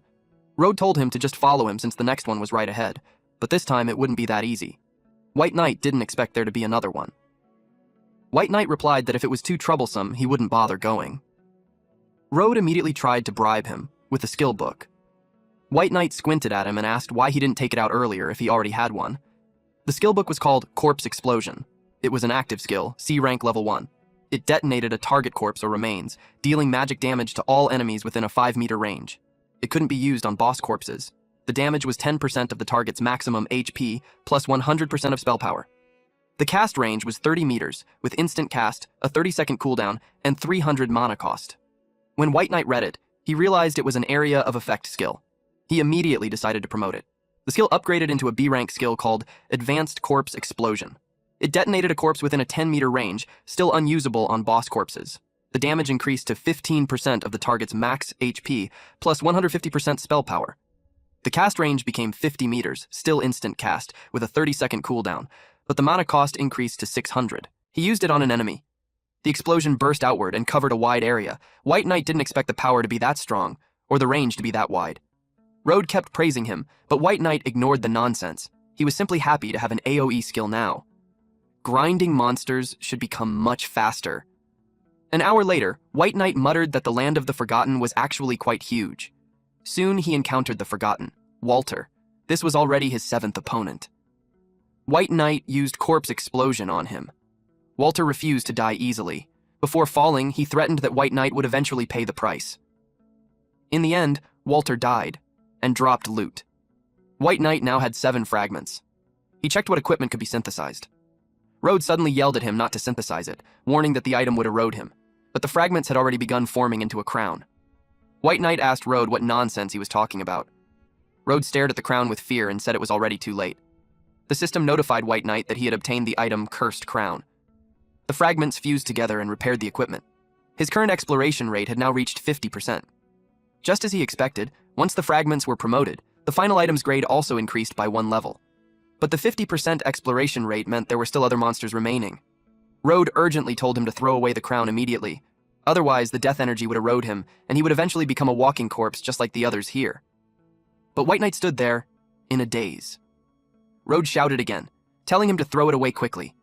The system then notified him that he had suffered death energy erosion from the cursed crown. However, the death energy stored in his body had already reached its limit. He could continue absorbing more only after consuming some of it. Any excess death energy would not cause any effect on him. Suddenly, the ground began to tremble. White Knight snapped back to his senses. He asked if there really was such a terrifying enemy here. He immediately ordered the skeleton squad to form a defensive stance. A faint white light began leaking out from the ground. Road instantly realized who was coming, and fear filled his face. A red coffin with golden edges slowly rose from the ground. The system notified that the aura of the cursed crown had awakened Lich Franklin, who had been slumbering beneath the land of the forgotten. Road shouted that it was Franklin who had cursed them all. He was the one who turned this place into the land of the forgotten. Road begged White Knight to help him kill the monster Franklin. In return, he was willing to pay anything. White Knight realized that this NPC had already become something like a companion to him, so he promised to help. Road's status panel appeared. He was the mayor of Sunset Town, and what stood before White Knight was only a remnant of his soul. He was a level 20 special elite in soul form, with 100,000 over 100,000 HP. His skill was Soul Possession, which increased the target's main attribute by 20%. His soul form was immune to physical damage. Road had finally recovered his memories. He used to be the mayor of Sunset Town, but now he was the only remaining soul left. White Knight accepted the unique hidden mission, Road's request. The objective was to kill Lich Franklin. The reward was unknown. He also received the Soul Possession buff, increasing his spirit attribute by 20%. Road thanked White Knight. Franklin was incredibly powerful, so he promised to fight alongside him with everything he had. The Forgotten. Franklin was a level 20 Frost Lich. Because he was in a severely injured state, his level had been reduced. He was still an epic grade boss, with 15 million/15 million HP, 48,000 spell power, 5,000 physical defense, and 8,000 magic defense. His elemental resistances were 95% ice, 30% shadow, and 25% death. His skills included frost spells, shadow spells, and death spells. He was a true lich. Even though his soul had suffered heavy damage, he was still extremely dangerous. Franklin was surprised to see that the pitiful man from back then had actually survived. Then he sensed the power coming from the repaired cursed crown. He called for the crown to return to him, its rightful master. But to his surprise, the crown didn't respond. White Knight calmly said there was no reason the item in his hand should listen to Franklin's summons. The cursed crown head was a legendary grade item usable from level 10 to 20, with 1000/1000 durability. The normal equipment requirement was Franklin, but the Death Sovereign could ignore that requirement and forcefully equip it. After killing the opponent, the equipment restriction would return to normal. Its base attributes were level 15, plus 100 physical defense, plus 200 magic defense, plus 2,000 HP, plus 4,000 mana, and plus 75 to all attributes. White Knight put the crown on. Its effects were as follows: plus 10% spirit, plus 30% curse resistance, and the wearer would suffer continuous energy erosion. One of its skills was Power of Curse, a passive ability that caused all spells to carry a curse effect. It randomly applied 2 curses to the target, lasting 5 seconds, with a 5-second cooldown. The second skill was Curse Aura, an aura-type skill. When activated, all enemies within 100 meters had their speed reduced by 30%. This included attack speed, movement speed, and casting speed. The skill consumed 200 mana per second and had no cooldown. Franklin immediately summoned his Shadow Knights. They were level 20 with 200,000 over 200,000 HP, 6,800 attack, 1,800 physical defense, and 1,800 magic defense. Their skills included Shadow Charge, Power of Shadow, and Shadow Shield. The army of an epic grade boss was clearly much stronger than that of a dark gold boss. White Knight didn't hesitate. He challenged the underlings first and ordered his skeleton squad to charge. The skeleton knights struck the horses of the Shadow Knights, while the skeleton archers rained arrows down on them. White Knight activated Curse Aura. Their speed instantly dropped by 30%. Forget riding horses. At this speed, even a car would crawl like a snail. Franklin could only curse in anger. Meanwhile, White Knight felt quite satisfied. He was now level 15, equipped with 2 legendary items, and the Death Scripture had boosted his attributes significantly. Compared to when he first arrived in the Land of the Forgotten, his stats had nearly doubled. The only disappointment was that the cursed crown couldn't be promoted further. Franklin coldly warned him that he was courting death. White Knight replied that he wouldn't even give him a chance to breathe. He immediately used Death Gaze on Franklin. The system judged that White Knight's life level was higher than his opponent's. As a result, the Curse Agony was applied to Franklin, dealing shadow damage equal to 100% of spell power every second for 5 seconds. Franklin was down on his knees. He couldn't believe what was happening. He asked White Knight who he really was. White Knight replied that he didn't need to know. That answer annoyed Franklin. A wretched human dared to insult a great lich. He declared that no matter who White Knight was, he would still be buried in the land of the forgotten. A violent tornado burst out of Franklin's chest. He wanted the human dead. On top of that, Franklin wanted our MC's power. He summoned Caucus. This was Caucus, an undead bone dragon. Level 20. It was heavily injured, so its level had dropped. Even so, it was still an epic grade boss. Its health was 20 million out of 20 million. Attack, 12,000. Physical defense, 10,000. Magic defense, 6,000. Death-type elemental resistance, 30%. Its skills were Bone Prison, Bone Spike Hell, and Death Storm. The system notified White Knight that Caxus had appeared, and his exploration rate had now reached 90%. White Knight couldn't believe it. Franklin had actually summoned a bone dragon. Just as he thought, the test given by the city lord of East Sea City was seriously brutal. Caucus unleashed a blazing breath attack at him. The skeletons quickly formed a defensive barrier and blocked the attack for him. Franklin was stunned. Those were just skeleton warriors, yet they managed to block his bone dragon. The system notified White Knight that he had consumed all his death energy points to reinforce the target skeleton warrior, boosting all its attributes by 640%. He suffered death energy erosion from the cursed crown. His death energy points increased by +10. As he began collecting death energy again, he thought of the crown as a walking power bank. He was excited to demonstrate his power. Franklin was pushed back and became furious. He shouted at White Knight for using his crown. Then he unleashed Frost Hell. The spell shot straight into White Knight's chest. Franklin burst into loud laughter after firing his death ray. With a fragile human body like that, he expected the man to die instantly. But he soon realized something was wrong. This human had learned the life-sharing skill, but that skill wasn't perfect. Franklin immediately cast a powerful spell called Death and Decay. Then he created Bone Prison, trapping our MC inside. He followed it up with Bone Spike Hell. Most of White Knight's skeletons were pierced by spikes that erupted from the ground. White Knight realized Franklin was trying to use area of effect attacks to break his life-sharing. He recalled the unreinforced skeletons to free up summon space. Now Franklin wouldn't be able to break it. Then he ordered the remaining skeletons to capture the leader. If they caught Franklin, the bandits would fall apart. He planned to finish him directly. Franklin was startled when a skeleton suddenly got close. He dealt continuous damage to it. White Knight told his skeleton to endure. The skeleton was eventually torn into pieces. Franklin declared that the human had lost, but White Knight replied that he was joking. The system notified that he had consumed death energy points. He reinforced the skeleton again. Franklin grew frightened when it started approaching him once more. He couldn't move from where he stood. Then the skeleton struck and killed him. The system notified that White Knight had killed Franklin. He gained an extra 70% experience bonus and earned 12.75 million experience points. With that, he advanced to level 17. He gained +1 to all attributes, +1 skill point, and +15 free attribute points. He also defeated the level 20 epic boss, the undead bone dragon, Caucus. He earned a 70% experience bonus and gained 25 million experience points. This pushed his level up to level 19. He gained +1 point to all attributes, +1 skill point, and +15 free attribute points. He also became the first player in the Blue Star Zone to kill an epic grade boss. His reward was +100 to his main attribute, +50 skill points, and 50 intermediate life soul stones. White Knight couldn't help but feel impressed with his progress. He checked the soul stones and realized he no longer had to worry about his lifespan running out. He now had 50 advanced life soul stones, and each one could increase lifespan by 1 year after absorption. Naturally, he absorbed all of them, bringing his lifespan to 51 years. Just like that, his lifespan crisis was completely solved. The system then made a Blue Star Zone announcement. White Knight had become the first player in the entire Blue Star Zone to solo kill an epic grade boss. Wealthy World immediately realized that they had to cling to him tightly. When the announcement spread, Shu told Ruyan that they had to leave the novice village as soon as possible and meet up with this White Knight.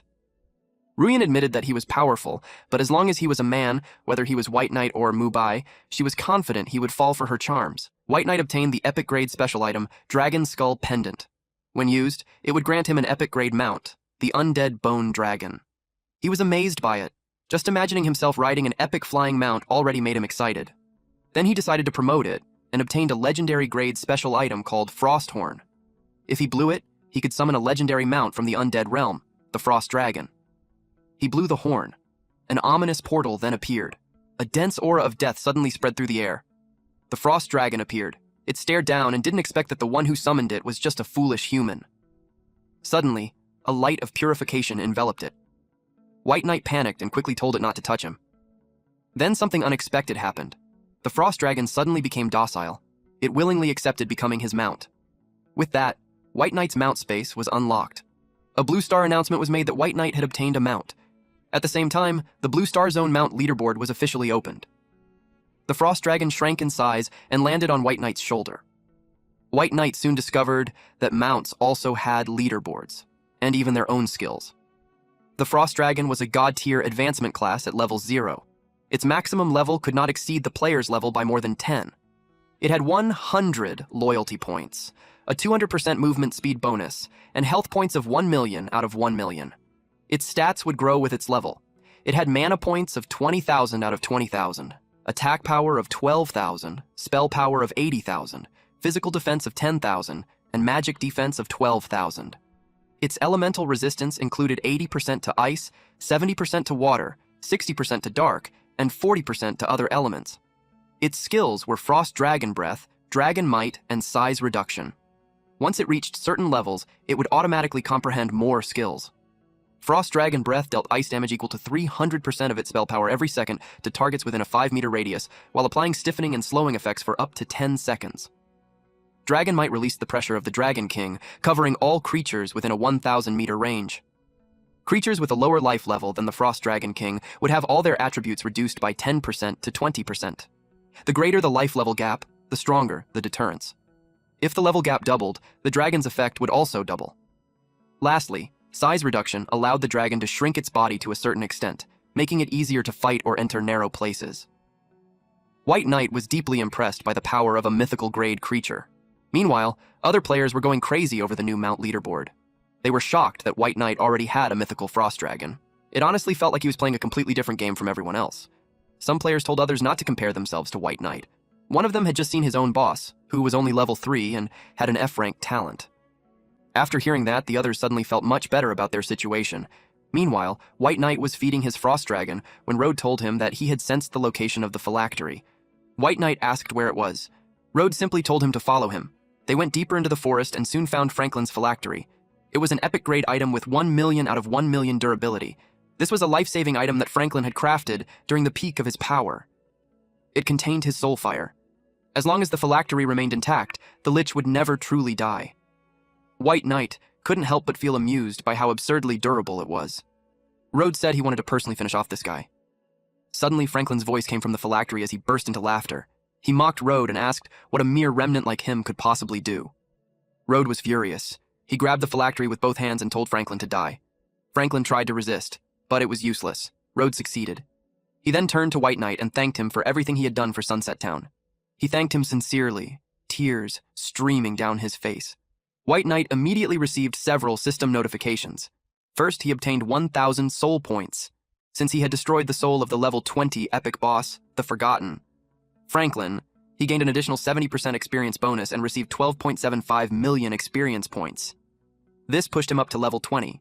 He gained plus 1 point to all attributes, plus 1 skill point, and plus 15 free attribute points. With this, he completed Rhodes' request and received an additional 10 million experience points, along with 1,000 gold coins. His exploration rate also reached 100%. This officially completed Situ's test. The system advised him to return to East Sea City and find Situ to claim his reward. He also obtained 1,200,000 gold coins, 20 level 5 attribute gems, 10 epic grade materials called Millennium Ice Crystal, and 24 basic Destiny Soul Stones. At the East Sea City Teleportation Plaza, there still wasn't a single player in the city. That meant no one had reached level 10 yet. Since that was the case, White Knight decided to test his mount first. He summoned his Frost Dragon. It appeared in its original form. Our boy's agenda now is to find Siyu and turn in the mission. He climbed onto its back and rode it. Some of the side characters saw the massive shadow that loomed over them, and they couldn't believe it. Eventually, Situ saw him arriving on the Frost Dragon. White Knight had clearly exceeded his expectations. As soon as that White Knight landed, Situ told him to make his pet shrink. Otherwise, his place wouldn't survive all that tossing around. They entered the lounge area. Situ quickly realized that White Knight's profession wasn't as simple as just a sovereign class profession. White Knight asked what he meant. He asked if there was a difference between sovereign class professions. Situ admitted he wasn't completely sure, but since White Knight had completed the test, he was willing to answer some of his questions. Meanwhile, White Knight couldn't help but think that Situ was a little stingy for not giving any mission rewards. Situ explained that in the Myriad Worlds game, professions were divided into tiers. First were normal professions, second were hidden professions and advanced hidden professions. Third were unique hidden professions, and fourth were exclusive hidden professions. White Knight's Death Sovereign belonged to the highest tier, an exclusive hidden profession. Normally, it would have been impossible for someone at his stage to reach that tier. Players only had their first chance to break through at level 29. Even Situ couldn't understand how White Knight had managed to obtain it. Of course, White Knight couldn't exactly explain that it was because of his substitute system, but Situ warned him not to celebrate too early. The stronger the profession, the harder it was to advance. For the Death Sovereign profession to grow stronger, it needed to experience enough death. In the near future, a massive war was destined to erupt in the God-forsaken land. The Divine Dragon Hall, which protected the entire Divine Dragon Empire, hoped that White Knight would travel to different nations to advance and conquer their lands. Only then would the human race truly gain the qualifications to step into the Myriad Worlds. White Knight pointed out that the national borders hadn't opened yet. Situ handed him some documents and told him to find a certain person and deliver the letter. That person would give him a treasure capable of crossing national borders. When White Knight saw the picture attached to the document, he was surprised. It was Jian. The system then notified him that he had signed a contract with the Divine Dragon Hall.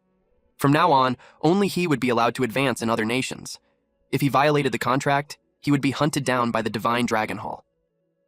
However, if the Divine Dragon Hall managed to reunify the God-forsaken land, the contract would automatically become void. Situ told him that once he reached the third tier, he would personally recommend White Knight to join the Divine Dragon Hall. Then he gave him something. With that item, White Knight would have unimpeded access throughout EC City. White Knight thanked him. He had received EC Token 007. It was a special item personally crafted by City Lord Situ, and only a very limited number existed. Possessing it made him the master of courtyard number 0007 in EC City. White Knight couldn't hide his excitement. He now owned a house in a Tier 1 city. Situ told him that as long as he held this token, he could do whatever he wanted in EC City. White Knight asked if he could kill people. This shocked Situ. He asked him who he wanted to kill. He answered that there were a few enemies he needed to take care of. He rode his black dragon and roamed around East Sea City. He realized that the city wasn't small. In fact, it looked like it would soon be as big as the capital of the Divine Dragon Empire. He arrived at the place and got off his dragon, but the guards didn't allow him to enter the private courtyard. White Knight threw the token at them. With that, the guards recognized him and let him in. While walking through the massive yard, he muttered that the city lord was quite generous. The system asked if he wanted to change the courtyard's name. He thought for a moment and named it White Knight's Courtyard. The system notified him that White Knight Courtyard had now been set as his teleportation and resurrection point in East Sea City. When he entered the house, he realized he didn't even need to decorate. It was ready to live in. He sat on the couch to relax and learn a new skill. He opened a book that cost him 1,000 soul points. He made a sour face after spending it all at once. The system notified him that he had learned a new skill, Death Domain Leap. It was an SSS rank level 1 active skill. It let him traverse the Death Domain and move as his mind dictated. It had several effects. First, he could use the Death Domain to instantly jump to a target location and remove all negative effects on himself. Second, after jumping, he would be protected by the power of death. During that time, he would be immune to all damage and negative effects for 3 seconds. Third, he could create something called a death curtain between 2 locations. He and his allies could move freely through it, but enemies could not pass. Any attacks aimed at the curtain would go straight through it. While the death curtain was active, allies who passed through it wouldn't die even if their health dropped to 0, and they could keep fighting. The skill could be cast instantly. The leap had a 15-second cooldown, used 1% of his max mana, and could reach up to 200 meters. The death curtain had a 120-second cooldown and consumed 1% of his max mana per second while active. It could last up to 30 seconds. After understanding everything, he smirked and realized how useful it was. He thought it was basically teleportation, something he had needed for a long time. He got excited after seeing the skill and said it was another SSS rank ability, calling it awesome. Without wasting time, he decided to test it and created a glowing blue portal in front of him. As soon as the portal formed, he suddenly disappeared, leaving behind a blur where he had been sitting. He suddenly appeared in front of a guard, catching him off guard. The guard was shocked and immediately called out, recognizing him as Lord White Knight. Seeing the guard's reaction, he casually smirked and told him not to be nervous, saying he was just testing a skill. He smirked and wondered if he could use the skill directly into the surrounding space. As he tried it, a glowing blue portal appeared again, and multiple distorted, shadowy figures started getting pulled toward it. The space around them twisted and cracked as the figures were dragged into the portal, like everything nearby was being sucked in by its power. He looked at the result and admitted that it was even stronger than he expected. He realized that this skill could drop the undead legion at a specific location, making it practically invincible. Still, he noted one limitation. The SSS rank skill couldn't be upgraded any further. He decided it was time to go out and earn some money. With a confident look, he raised his hand as blue energy swirled around him, forming a powerful portal. Moments later, we see a woman called out to him, saying that if he had extra starstones in the future, he could come find her anytime. He casually agreed while holding a small pouch in his hand. As he walked away, a guard suddenly appeared behind him, and he quickly hid the pouch behind him. He walked down the empty street happily, because he had just made over 200,000 from buying level 3 to 4 stones, promoting them once and then selling them back and forth. He planned to go to the auction house next and see if there was anything good. He made his way there. He stepped inside a grand, luxurious hall filled with ornate decorations and shining chandeliers. He clicked his tongue and thought that it was obviously a place meant for spending money. As he tried to go upstairs, a staff member stopped him politely. She explained that the second floor was an exclusive area for the auction and wasn't open to everyone. She then pointed out that he needed to purchase a ticket first if he wanted to go up.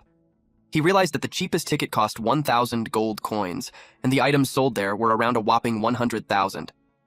It made him curious about how expensive those things were. He held up his token and asked if they would consider that. The staff member was surprised and realized he was a distinguished guest of the city lord. She immediately handed him a VIP card and told him to keep it safe. The VIP card 007 allowed him to teleport directly into a private room whenever an auction started. Hearing this, he casually asked if it was free. She confirmed that it was, adding that the city lord's property would always give him premium treatment. The staff explained that the handling fee for his sales and purchases was only 5%, which was much lower than usual.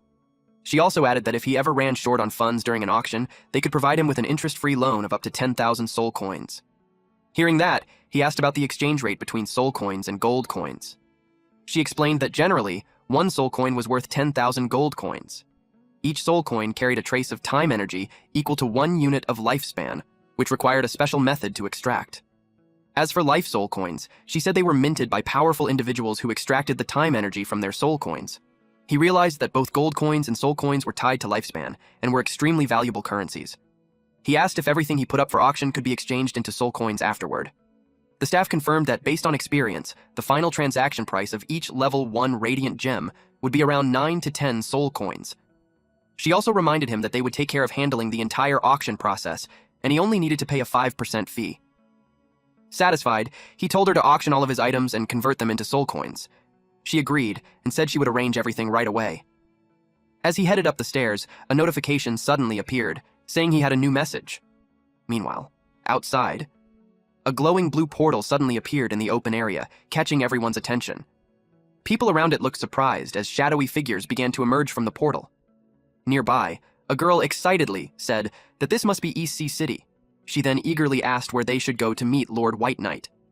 People in the city suddenly looked up and pointed at the sky in shock.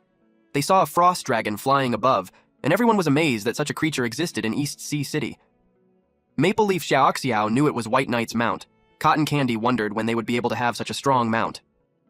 White Knight arrived where the group was. Looking at them, he remarked that it wasn't bad and that they were leveling up even faster than Grand Hegemon. The group replied that it was thanks to him since he sold them some equipment. Wealth World apologized, explaining that they were only able to give the remaining payment now. He accepted it casually and said there was no problem, adding that since they were new to East Sea City, they should explore it properly, and he would head off first. As he started to leave, she suddenly called out to him and asked him to wait. He turned around, slightly confused. The woman then told him that she had something he might be interested in and showed him a scroll. He realized that SSS rank talents were indeed not to be underestimated. He was amused at how the money tree could really shake out such good stuff. It was the Scroll of Destiny, a legendary great item. After use, he would gain one chance to roll the destiny dice. Different outcomes could happen. If he got one, he would receive a terrible destiny. If he got two, nothing would happen. If he got numbers 3 to 6, he would be favored by good luck. The higher the number, the better the reward. He looked at the item and immediately understood its value, thinking that in a gambler's eyes, this kind of item could be either a disaster or a huge opportunity. Interested, he asked how much she was selling it for. But instead of answering with a price, she told him it wasn't for sale. He was caught off guard and reacted with confusion. The woman explained that she didn't want money or items. Instead, she wanted to build a long-term partnership with him. She said she was looking for deeper cooperation moving forward. Curious, he asked what kind of cooperation she meant. Before she could fully explain, a portal suddenly opened nearby, and Hongtu stepped out of it, surprising everyone. He looked at them and asked if they had really arrived at East Sea City first. Hongtu looked frustrated and told them to just wait and see. White Knight realized that by this point, player parties with S-rank talents should all be arriving at East Sea City one after another. He expected the adulterous couple to arrive soon.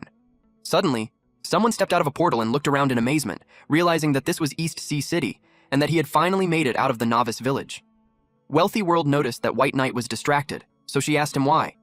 Suddenly, he summoned several skeleton warriors around him and ordered them to surround the area. The skeletons immediately moved out and spread across the place, following his command. White Knight commanded them to surround the teleportation plaza and not let anyone leave. People reacted in shock. Cotton Candy was shocked that the skeletons were all summoned by Lord White Knight. Wealthy World told the others not to move, saying that he clearly had his reasons and that they should just observe for now. Meanwhile, the people surrounded by the skeletons started panicking. They shouted at White Knight, asking what he was doing and why they were being targeted. Some of them demanded to be let out immediately, while others complained that their attributes had suddenly dropped by 20%. He raised his hand and calmly told everyone not to panic. He said he just needed them to cooperate with him on one thing. Then he explained that if anyone wanted to leave, they could exit through the outlet one at a time. But instead of calming down, some people got angry. They started shouting at him, questioning who he thought he was, and mocking him, even threatening him if he kept acting that way. In an instant, a sharp flash cut through the air.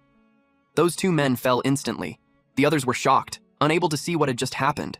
They panicked, saying they didn't even catch the attack, while one of them feared that the attacker must have extremely high speed or power. White Knight glared at them and asked if there was anyone else with objections. He rode his frost dragon, and the crowd fell silent. He decided that it was time to begin. His undead army surrounded the area in a perfect circle. He told everyone that those who had no issues could leave through the portal. They formed a line and exited in an orderly fashion. Internally, he knew he would find the people he was looking for. Suddenly, a man named Rising Sun in the east and a woman named Mortal World Misty Rain arrived. They were confused about what was happening. The man in front of them told them that a big shot was looking for someone. The two who had just arrived looked up in shock. Mortal World Misty Rain confirmed their suspicion. Rising Sun in the east realized that Sumubai was White Knight. Their voices were familiar to White Knight, so he recognized them easily. He had been waiting for them to appear, and finally they did. Shu told Ruyan that whether they could continue enjoying the various worlds depended on her now. She smirked, believing that it would only take minimal effort to handle Sumu Bai. With tears at the corner of her eyes, she ran up to him, calling him by his real name. Seeing this, he lowered his gaze slightly and smirked, already prepared for what was about to happen. White Knight told everyone to disperse and clear the area. People were curious and wanted to watch, but they also feared for their safety. Ruyan told him that she had a hard time finding him, and he calmly replied that it was quite a coincidence since he felt the same. Shu spoke up, saying that she had practically turned the entire novice village upside down looking for him. He asked if that was true. Shu even stated that he wouldn't deceive him, but Sumu Bai knew how arrogant he was when he pulled off his oxygen mask that day. He gave a simple command, ordering his minions to teach them a lesson. This shocked Shu, so he asked what that meant. Sumu Bai replied that it was simply to make them properly repay their loyalty to him. Then, without hesitation, he commanded his undead to act, telling them to hack him to death as the skeletons rushed in to carry out the attack. One person in the crowd wondered what he was doing and if he was really planning to kill Shu. Shu was left bruised and bloodied. Sumubai asked him how it felt to die. He stood there, surrounded by dark, overwhelming energy, his eyes glowing red. In a cold voice, he asked if he wanted to experience it himself. A sudden slash cut through him. Ruyan received a system notification announcing that Rising Sun in the East had been eliminated by White Knight. She couldn't believe that Sumubai had killed Shu. And now it was her turn. He asked her why she was staying so far away from him when she had just said she had been looking for him all this time. She was trembling with fear. Internally, she wondered how much he knew, or if he knew everything. Wealthy World told White Knight that they should go since the city guards were already there. The guards told White Knight that his commotion was too loud. White Knight told Wealthy World that he would be fine and that he would contact them later. She told him that they would be leaving first. He apologized for causing trouble. The armored man responded politely, saying that although he was an esteemed guest of the city lord, the disturbance was quite large and difficult to explain to his superiors. Hearing that, he calmly reassured him, saying there was no need to worry since he'd already found the people he was looking for and everything would be over soon. He summoned his dragon, which surprised Ruyan. He suddenly grabbed Ruyan and pulled her along without hesitation. With a firm and serious tone, he told her they weren't done yet. Then, moving quickly with dark energy surrounding them, he told her to follow him to the Resurrection Hall. One of the armored men watched as the dragon flew off into the distance. He realized that the situation was escalating and that they might cause trouble at the Resurrection Hall next. Deciding to act, he ordered his men to head there immediately. He reassured them that it was a busy downtown area, so they just needed to maintain order and not worry about anything else. The knights responded firmly, ready to move out. At the Resurrection Hall, Shu was revived in front of a large angel statue. A system message appeared, stating that the resurrection was successful, but it cost 10 years of lifespan. Frustrated and angry, he cursed Mubai, blaming him for what had just happened. Shu arrived at the Resurrection Hall, and Ruyan was making a fuss trying to explain things to him. He shoved her toward Zhao Shu while asking him how it felt to experience death. Ruyan desperately tried to explain, saying she was forced to do everything and that she had always had his best interests at heart. She begged him to believe her, reminding him of their 5 years together. He looked at her coldly and reminded her of those 5 years, saying she should repay it now. With no hesitation, he raised his hand and gave the order to kill her. Hearing that, she completely panicked and begged for her life, desperately shouting for help. As the attack was carried out, she was struck without mercy. Shu could only stare and mutter that it was over. Shu bowed and admitted to White Knight that he was wrong, begging for mercy. But our MC just kicked him, smashing his face straight into the ground. After death, if they don't actively resurrect, their bodies can only be maintained for 30 minutes. He stared at their corpses and muttered that they were just getting what they deserved. Half an hour later, they resurrected, but lost 10 years of their lifespan. Ruyan immediately begged him to spare her life. She was terrified, because if he killed her again, it would truly be the end for her. He asked if they even thought twice when they cut off his oxygen supply. He kicked her into the wall, saying killing her would only dirty his hands. He called her a woman with a heart like a snake and a scorpion, then told her to get lost. After that, he walked out of the hall. He felt relieved, finally getting his revenge. Now, it was time to enjoy the myriad worlds. The guards asked if he was done. He said yes, since the adulterous couple had received the punishment they deserved. He apologized to the guards for the trouble. After that, the guards withdrew. White Knight felt good. He decided to sweep up some loot first, then earn gold to upgrade his equipment. White Knight walked through a portal and returned to the city, blending into the crowd. While walking, he checked what he had and thought that searching through main cities for hidden tasks and making money through trading was still too inefficient. Just then, a message from Wealthy World popped up. She wanted to discuss something with him. They sat across from each other at a table filled with food. He asked her directly what she wanted from him. She said she would be straightforward, and he encouraged her to speak. She knew that he was aware her combat power was lacking, but when it came to making money, no one could beat her. With that said, she planned to establish a chamber of commerce and cooperate deeply with him. She believed that with his strength plus her financial resources, rising in that God-forbidden land was just around the corner. He answered, saying he wouldn't cooperate. Then he added that what he actually needed was an agent. He casually brought out a pile of gems, which shocked her. He explained that his talent allowed him to consume resources and upgrade an item by 1 grade. Hearing this, she was shocked and asked if such a talent really existed. He told her that he would give her 1% profit, and she just needed to handle matters for him. She told him she could act as his agent, but she wanted 10 million gold coins so she could change her profession at once. Hearing that, he was surprised and asked if she was serious about asking for that much. She explained that she would sign a soul contract with him if he helped her complete a class change. For all subsequent profits, she planned to keep 5%. He asked what she meant. She then revealed her status window. Her skill allowed her to accumulate massive wealth, and once she reached 10 million gold coins for the first time, her class would evolve into a hidden unique profession called God of Wealth. He realized that if she had been given more time to grow, it might have taken years before she could reach 10 million. He asked her seriously if she was really sure about the deal. She confidently said she had never been more serious. With that, they shook hands and agreed to work together. A system notification appeared, confirming that the contract between White Knight and Wealthy World had been successfully signed. From then on, she would have full authority to handle all commercial affairs between both parties. The ownership of 95% of his future wealth would belong to White Knight. Anyone who broke the contract would have their soul destroyed. Without wasting time, he gave her 10 million gold coins and told her to change her class first. As she accepted it, a golden light burst around her. In the next moment, her class successfully evolved into the hidden profession, God of Wealth. He asked if she had gained any new skills. She told him she got 2. The first skill was Money Shield, a passive skill with no level. For every gold coin she possessed in her backpack, she would gain 1 shield point. The limit was 100,000. If she didn't suffer an attack for 10 minutes, the shield would refresh again.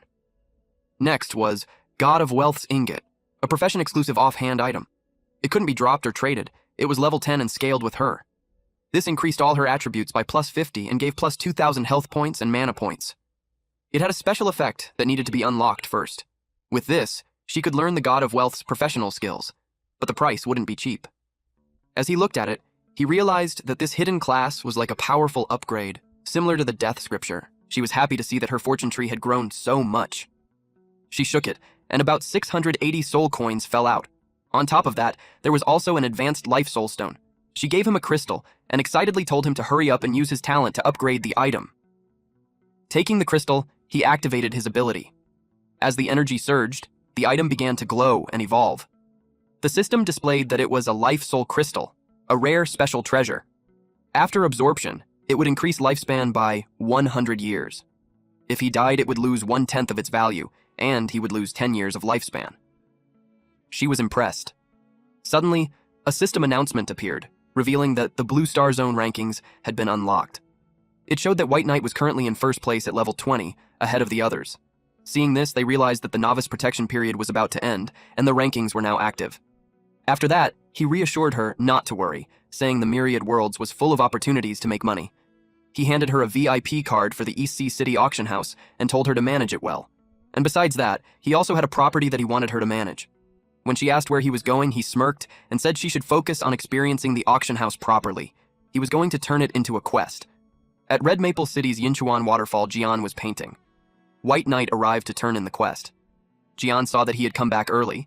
He showed him his painting. It looked like it was done by a kid. But White Knight showered him with flattery. When Jian calmed down, he admitted that it wasn't bad, mentioning that last time the Book of Death wasn't opened, so he didn't notice. Then he looked at him seriously and asked if he was truly the Death Sovereign, and if the quest had been completed. Jian proudly showed off his painting and asked White Knight what he thought of it. Even though the artwork looked like something a child had drawn, White Knight praised it to the heavens. He called it the most perfect masterpiece in history, and Jian was instantly pleased. He remarked that the Book of Death had not been opened during their last meeting, which was why he failed to recognize White Knight's true identity. Now that he knew White Knight was the Death Sovereign, he asked whether the mission had been completed. White Knight brought out 10,000 ancient gold coins as proof. Jian told him to remember him if he ever came across similar items again. White Knight happily promised that he would never forget. Jian released a surge of green energy. A system notification announced that White Knight had successfully completed the hidden mission of collecting ancient gold coins. As a reward, he obtained a temporary skill called Shadow Chasing Sword Aura. Shadow Chasing Sword Aura was a special temporary skill that did not occupy a skill slot and could only be used once. Upon activation, it would summon an incarnation of Hui Jian's Sword Aura. The incarnation carried a trace of Jian's power and could unleash legendary-grade combat strength for 60 seconds. Its destructive power was so terrifying that the system warned him never to use it inside a city. Otherwise, imprisonment would be unavoidable. White Knight then took out a sealed letter and said he had another favor to ask. After reading the letter, Jian asked if he intended to cross the national border. White Knight replied that he did. Jian waved his hand and created a swirling green portal above them. White Knight asked if they were leaving immediately. Jian stared at him and asked what else they were supposed to do. Back in the city, Awe noticed the swirling green energy in the sky and wondered if someone was crossing the national border. Wealthy World looked up and smiled, saying that their boss was causing trouble again. Cotton Candy was left speechless and wondered how White Knight could pull off something so unbelievable. Wealthy World smacked Cotton Candy on the head and warned everyone not to ask unnecessary questions. She reminded them to focus on their own work, because White Knight was the person who could lead them all to the top. Meanwhile, White Knight and Jian arrived in the meadows of the Tianqi Kingdom. White Knight commented that returning to the country this time did not seem bad at all. Jian dismissed the remark and told him to stop making a fuss over nothing. Suddenly, a system announcement rang out for every player in the Divine Dragon Empire. White Knight had become the first player in the Blue Star Zone to cross a national border. As a reward, his title, leaving everyone in the dust, was upgraded.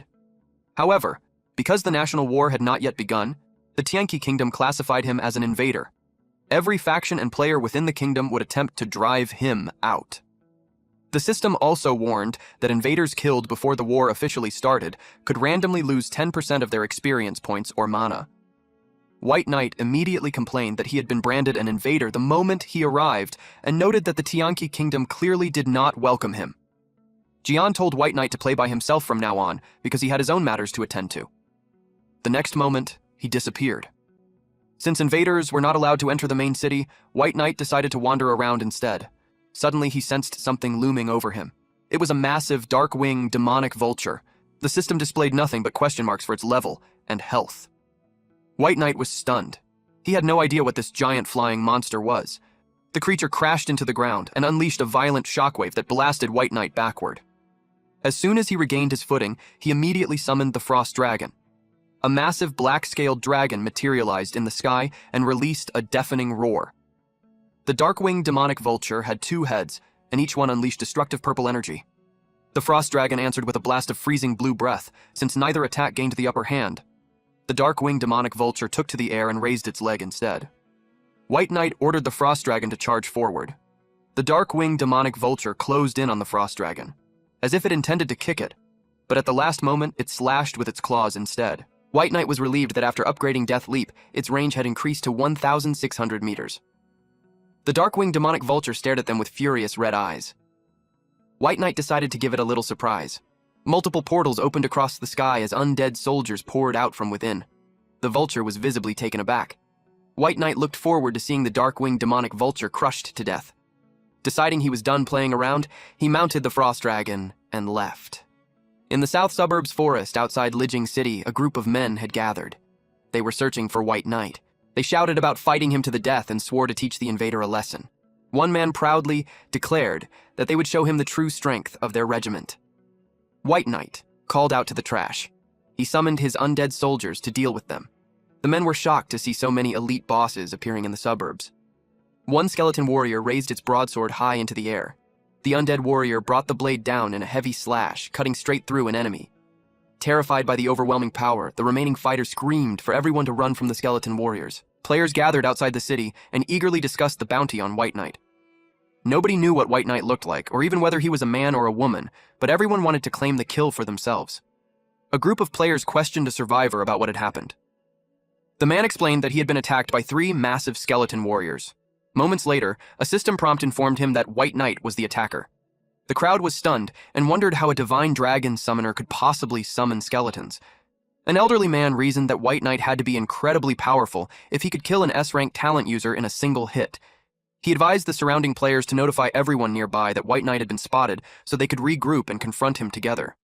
Deep down, the old player knew that charging in recklessly would not work. Having more people made things easier, but he secretly planned to steal the final hit for himself. Deep within the forest, White Knight lounged on a tree branch while a crowd gathered below. He had already expected them to come. They challenged White Knight to come out and fight them one-on-one. Meanwhile, the undead warriors had already taken their positions. Suddenly, several players died without even seeing what hit them. Panic instantly spread through the crowd. A system notification appeared and deducted 1% experience for killing a descender. White Knight grinned when he saw it and decided it was time to properly play with them. He ordered his skeleton warriors to attack while intentionally leaving their enemies with a sliver of health so they could fully experience despair. Realizing that White Knight was behind everything, several players rallied the others and urged them to charge together and kill him. However, a skeleton warrior effortlessly blocked their attack. Then the players suddenly began screaming for help. One player realized he had survived a hit and concluded that the skeletons were not as invincible as they had first appeared. However, he was confused, because he still could not even cut through the skeleton's body. White Knight noticed that the enemy players had started fighting among themselves. He impatiently wished the national war would begin already, so he could enjoy a proper massacre. Suddenly, someone spotted reinforcements and shouted that the city guards had arrived. The players were relieved and thought they had finally been saved. A group of armored city guards charged forward on horseback and ordered the invader to surrender. White Knight became curious about how strong the city guards actually were. He ordered his skeleton warriors to charge at them. One city guard instantly destroyed a skeleton warrior with a single slash. White Knight was shocked by their strength. He realized he had underestimated them because they were native powerhouses of the Myriad Worlds game. Now he understood that they were not opponents. A descender who had only been in this world for 4 days could casually challenge. The city guards quickly discovered White Knight's location and redirected their charge toward him. White Knight immediately broke into a sweat after realizing his hiding place had been exposed. He activated Death Gaze and unleashed a massive wave of energy. The players were shocked to discover that a single hit could remove 40,000 health points. One man quickly realized that White Knight had no intention of killing them, since he himself only had around 3,000 health. White Knight had already assessed their true strength and found it rather disappointing. However, since the area was still too dangerous, he decided to stop playing with them. He stepped into a portal. The soldier was left confused about where he had gone. White Knight emerged from the portal and arrived in a ruined city littered with corpses. Then he noticed the dark-winged demonic vulture looming overhead. He wondered why the vultures were there and whether they were responsible for slaughtering everyone in the city. When the vulture suddenly dived straight at him, he immediately dodged. He fell into a pond. The vulture let out a piercing shriek. At that moment, a group of armored soldiers riding flying mounts arrived. One of them spotted the dark-winged demonic vulture and immediately ordered everyone to stay alert. White Knight hid behind a tree and noted that the soldiers had arrived at the perfect time, drawing the vulture's attention away from him. The soldiers were immediately attacked. The captain took the hit, causing the other soldiers to worry. They suggested calling for reinforcements at once. The captain believed the dark-winged demonic vulture had already been sealed away. He demanded to know who had broken the seal. Since the battlefield was already descending into chaos, White Knight decided to make it even messier so he could take advantage of the situation and search for treasure. He was also eager to test whether the promotional skill worked on monsters. One soldier noticed the invader and reported his presence to the captain. The soldiers all wondered what he was trying to do. White Knight raised his hand toward the sky and targeted the dark-winged demonic vulture. A pillar of golden light descended and struck the monster. The sudden surge of energy caused it to evolve into a legendary grade boss. The soldiers watched in complete disbelief. The captain wondered if White Knight was responsible. He immediately ordered his men to call for reinforcements. One of the soldiers grimly replied that it was already too late for that. The newly evolved creature grew even more heads and expanded into a colossal monster. The soldiers quickly retreated. They knew they stood no chance against it. One soldier was struck and thrown from his flying mount. The captain realized they were completely outmatched by the creature's new power. He urgently ordered everyone to retreat at once. The captain shouted for his men to lure the monster away while sending a distress call for rescue. Since White Knight was satisfied with the chaos he had caused, he decided it was time to leave. The captain watched him escape and wondered who White Knight really was. White Knight arrived at Apocalypse Map, Shifeng Mountain. Standing at the bottom of the ravine, he confirmed that he had reached the exact location marked on the treasure map. After looking around, he noticed that there were no elite monsters guarding the treasure chest. As he stepped forward, a system notification informed him that he discovered an unlocked dark gold grade treasure chest. He was immediately delighted. He crouched in front of the treasure chest and used promotion. The chest instantly upgraded into a locked epic grade treasure chest. The system then informed him that unlocking it required 36 space crystals. It even mockingly asked whether he was too poor to afford them. White Knight was annoyed since he had wanted to open it for free, only to discover that it was now locked. He wondered what exactly a space crystal was. He sent a message to Wealthy World, instructing her to ask the auction house manager about space crystals and purchase 36 of them. He decided to leave the area first. Not long afterward, Wealthy World greeted him with a cheerful good afternoon. He immediately asked whether she had secured the crystals. Wealthy World explained that space crystals were high-level universal materials mainly used to construct teleportation arrays in major cities. They could also unlock advanced treasure chests, upgrade space tents, and create powerful defensive magic arrays. She then informed him that she had already purchased all 36 crystals and transferred them to him. A system notification confirmed that the space crystals had been successfully traded. White Knight acknowledged the trade and instructed Wealthy World to keep an eye out for special auction items. He specifically told her to prioritize buying Ice-type and Death-type materials whenever possible.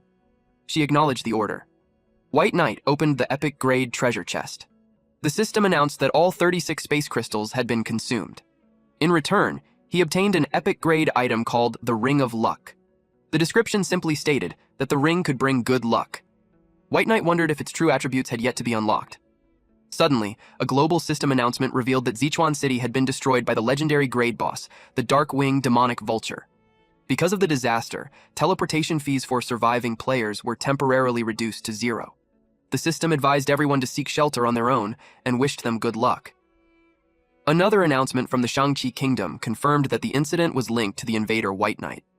As a result, the bounty on his head increased by another 100%. Meanwhile, in Jingli City of the Tianbai Kingdom, a massive crowd of players filled the streets, complaining loudly about their situation.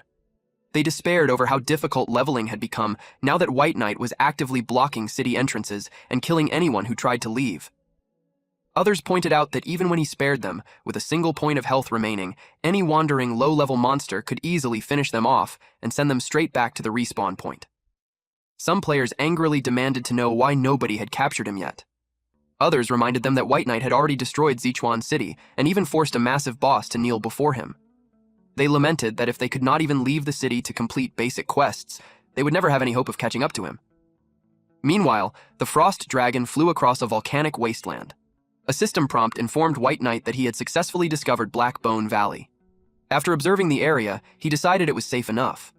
Now that he had accumulated enough soul points, he could finally open the Death Scripture once again. The moment he opened it, he triggered the class advancement quest, Approaching Death. The quest description explained that to truly step onto the path of the Death Sovereign, he needed to bring himself as close to death as possible. He had to precisely reduce his health from full to a single point within a strict 5-second window. If he failed, he would have to start the entire process over from the beginning. White Knight burst out laughing after reading the requirement. He found it hilarious that his permanent 1 health status had become the perfect advantage for completing this quest. He jumped off the Frost Dragon and boasted that the quest was far too easy for him. The system announced that life sharing had been activated and that the class advancement quest had been completed. Suddenly, a flood of system notifications appeared. White Knight had successfully advanced to a Tier 2 profession and unlocked a portion of the Death Sovereign's power. As a result, his profession bonuses had changed. His original skill, Lifelink, had been replaced with Life Sharing, while Summon Amplification had been replaced with Death Conscription. He also received a skill conversion privilege, allowing one of his existing skills to transform into a Death Sovereign profession skill. Since he was the first player in the Blue Star Zone to advance to Tier 2, he received an additional 100 points to all main attributes, 50 skill points, and an intermediate reward. White Knight was amazed by just how powerful the Death Sovereign profession was. He immediately decided to promote his skills even further. A system notification appeared, announcing that White Knight's S-rank skill, Life Sharing, had successfully evolved into the SS rank passive skill, Death Contract. This new ability forcibly distributed and shared all incoming damage among his contracted creatures. As long as even one contracted creature remained alive, no attack could directly damage his main body. In addition, he could extract health from any number of contracted creatures at any time and redistribute it equally to restore other targets. Immediately afterward, another notification appeared, revealing that his SS rank skill, Death Conscription, had been upgraded into the SSS rank passive skill, Death Edict. This passive skill had no level limit. It completely removed the cooldown from all summoning abilities, increased the attributes of all summons by 100%, expanded the capacity of ordinary summoning space by 30%, and increased commander summoning space by 10%. Furthermore, every summoned creature would automatically resurrect once at full status after death. White Knight wondered whether this new ability functioned similarly to creating clones. Suddenly, the Frost Dragon became restless. White Knight quickly realized that it was leveling up. The system announced that the Frost Dragon had surpassed level 30 and officially entered the infant stage. White Knight smiled, finding the situation quite interesting. He mounted the Frost Dragon and decided it was time to deal with the Dark-Winged Demonic Vulture once again. After unlocking the second effect of the Death Scripture, the Apocalypse Kingdom would become the battlefield of his undead legion. He arrived at the area where the vulture had last appeared, and quickly noticed that the target monster had hidden itself. Looking down from above, he spotted a group gathered outside the fortress gates, and realized they were planning something. He asked the Frost Dragon whether it wanted to go cause some chaos. Deciding that sounded fun, he headed down to play with them. Outside the gates, a knight urged the players to hurry and level up while it was still night. He warned them that if White Knight appeared, their only option would be to retreat back into the city. A nearby player questioned how powerful White Knight really was, and wondered why people were still trying to capture him. Another brought up the rumors that White Knight was a demon capable of summoning an undead legion thousands strong, and asked whether the stories were actually true. Meanwhile, another player confidently declared that he would level up quickly and eventually capture White Knight himself. Their conversation came to an abrupt stop when they spotted the Frost Dragon. They stared at it in confusion and wondered what it was. The crowd immediately panicked and scattered when the Frost Dragon unleashed a powerful frost beam. They instantly realized that White Knight had arrived. White Knight stepped through a portal and arrived at Black Mist Valley. He declared that Xiaosha City would become the official battlefield of his Heaven Annihilation Legion. Then he summoned his undead army. There were simply too few monsters in the area for it to serve as a proper leveling ground. Suddenly something appeared. It was a massive shadow wolf. White Knight was disappointed. He wondered whether this place was supposed to be a beginner map, because every creature he had encountered so far was only level 1. However, when he checked their health points and damage output, he was surprised to discover that the numbers were anything but low. Wanting the Headless Knight to experience the area as well, he summoned it. The Headless Knight asked who had summoned him. White Knight pointed at the enemies ahead and simply told him to kill them. The Headless Knight charged forward and activated Death Cloud Execute. A massive wave of dark energy swept across the battlefield. The severed head of a monster landed right in front of White Knight, leaving him surprised. He had not expected the Headless Knight to be this savage. A series of system notifications rang out as White Knight defeated a level 55 bronze boss, the Black Wind Wolf leader. Because he was within range of his summon, he received experience points. He also gained an additional 150% experience bonus, totaling 550,000 experience points. On top of that, he obtained a basic skill book and a bronze-grade weapon called the Wolf Fang Dagger. White Knight was shocked when the standard skeletons began evolving into Skeleton Kings. The first to evolve was the Skeleton King Archer, which reached level 30 with all 4 attributes at 15,379. Its health reached 236,900 out of 236,900. Its attack power rose to 97,600, and its physical defense reached 13,000. Its skills included level 9 Double Shot and level 9 Fatal Snipe. It was a powerful Skeleton King that possessed 3 times the attributes of an elite Skeleton Archer. There were also Skeleton King Mages. These variants also reached level 30 and gained powerful level 9 skills such as Fireball and Sea of Fire. They possessed 3 times the attributes of elite Skeleton Mages. Lastly came the Skeleton King Warriors. They also reached level 30 and gained level 9 skills such as Heavy Strike and Wild Charge. Like the others, they possessed 3 times the attributes of elite Skeleton Warriors. White Knight excitedly declared that he could now form his very own Skeleton Legion. He realized that after Death Conscription had evolved into the SSS rank skill Death Edict, all of his summons had become dramatically stronger. He organized each squad with 1 melee fighter supported by 2 ranged units. Then he laughed wickedly and declared that he would sweep across the entire land.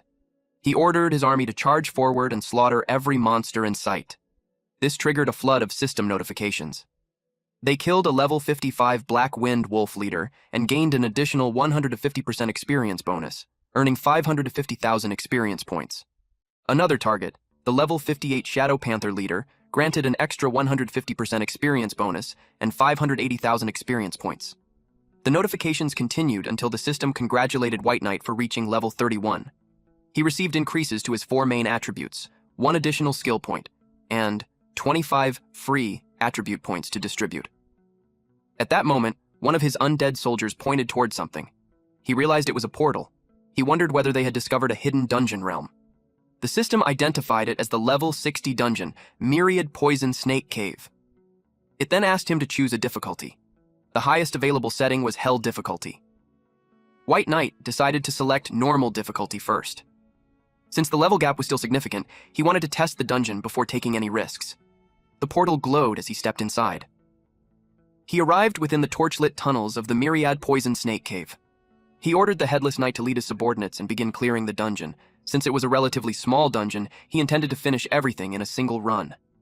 Meanwhile, in Xiaoshan City, someone was furious after hearing reports that an invader was targeting their city.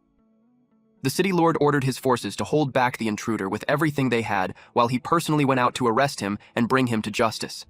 Purple energy flared around him as he declared that he would capture White Knight, claim the king's reward, and secure his future advancement. His subordinates addressed him as Lord Matsumoto. They watched in awe as they praised his incredible power.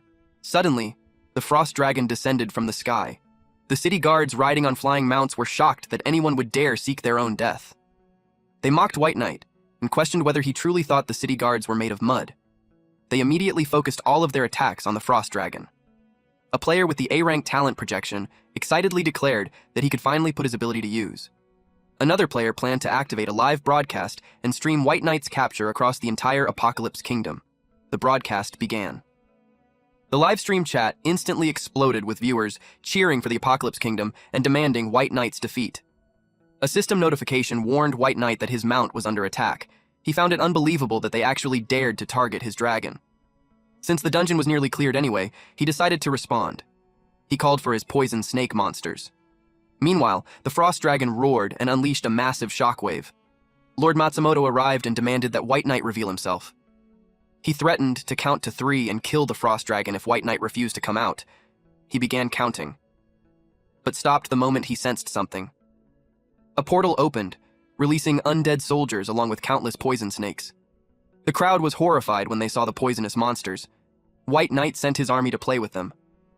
The frost dragon let out a deafening roar at Lord Matsumoto. Then the Headless Knight stepped out of the portal and immediately activated Death Charge. The squad captain from earlier led his soldiers atop giant birds. He told them not to fear a bunch of level 30 skeletons and ordered everyone to attack. But White Knight had prepared a special gift for them. The Skeleton King Warrior activated Death Siphon feedback.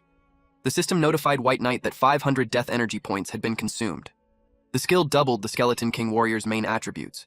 At the same time, White Knight suffered slight death energy erosion from the Cursed Crown, causing his death energy to increase slightly. Empowered by the Death Siphon feedback, the Skeleton King Warrior unleashed Heavy Strike. The squad captain scoffed at White Knight's level and remained confident. He believed that no matter how large the skeleton was, it could never withstand his full power attack. He proudly declared that he was a level 60 powerhouse. Unfortunately for him, reality proved otherwise when a single strike dealt 90,000 damage and sent him flying. The Headless Knight loomed over the captain. The captain's eyes widened in horror as he watched the blade descend toward him. Then Fatal Snipe was unleashed.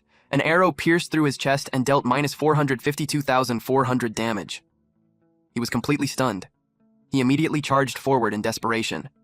However, his attack only dealt minus 461 damage. The surrounding players were horrified. A high-ranking city guard captain could only inflict triple-digit damage against a single skeleton. Terrified by the creature's absurd strength, they realized that if even a summon was this powerful, White Knight himself had to be an absolute monster. Panic spread as they scrambled to flee. White Knight explained that Death Contract allowed all of his summons to equally share incoming damage. Combined with the skeleton's already ridiculous defense and more than 20 undead splitting the damage, it no longer mattered how powerful the enemy was. There was simply no way for them to break through. The captain could only scream in disbelief. The massive Skeleton King Warrior erupted with overwhelming blue flames as it prepared to unleash another devastating attack. Lord Matsumoto immediately ordered the city to activate its defensive array and fire every defensive weapon available. He shouted that under no circumstances could they allow the undead army to enter Xiaoshan City. White Knight merely smirked and wondered how much longer they could keep resisting. The battlefield descended into complete chaos as the defenders desperately called for reinforcements from the royal capital. Meanwhile, inside the secret council of the Apocalypse Kingdom's royal capital, Qi Yaozong, the president of the secret council, questioned his mysterious guest about his intentions. That guest was Huai Jian. Jian casually sipped his tea. He replied that his actions were none of Yaozong's concern. However, moments later, he suddenly ran off, catching Yaozong completely by surprise. He floated into the air, leaving many people stunned as they wondered where this powerful figure had come from and what exactly he intended to do. A messenger urgently reported that Matsumoto Dong, the city lord of Xiaoshan City, was requesting support because White Knight was attacking the city. Upon hearing this, Jian secretly felt proud. The kid had not disappointed him after all. Inwardly, Yaozong wondered which deity they had offended to bring such a disaster upon themselves. He immediately ordered a team to provide support, but Jian made sure they couldn't leave. He told them to stay behind and play with him instead. Then he invited them to experience his sword. Meanwhile, White Knight decided he had played around enough. The Death Scripture had given him a new quest to kill an epic grade boss, so he headed straight toward it. He wanted to find out what level the boss was. Suddenly, a massive serpent burst out from the depths of the cavern. White Knight immediately ordered his skeleton legion to attack. The giant snake became enraged by the assault. White Knight watched with interest to see how long the boss could survive against his legion. One of the Skeleton King warriors slammed its weapon directly into the serpent, creating a massive shockwave. After noticing the snake's extremely high physical defense, White Knight changed tactics and ordered his summons to switch to magic attacks. Mages unleashed a barrage of blue magical projectiles toward the serpent. The combined assault from the warriors and mages completely overwhelmed the giant snake. The serpent let out a deafening cry of pain. White Knight muttered that no matter how durable a boss was, it had no chance of surviving a siege from his skeleton legion.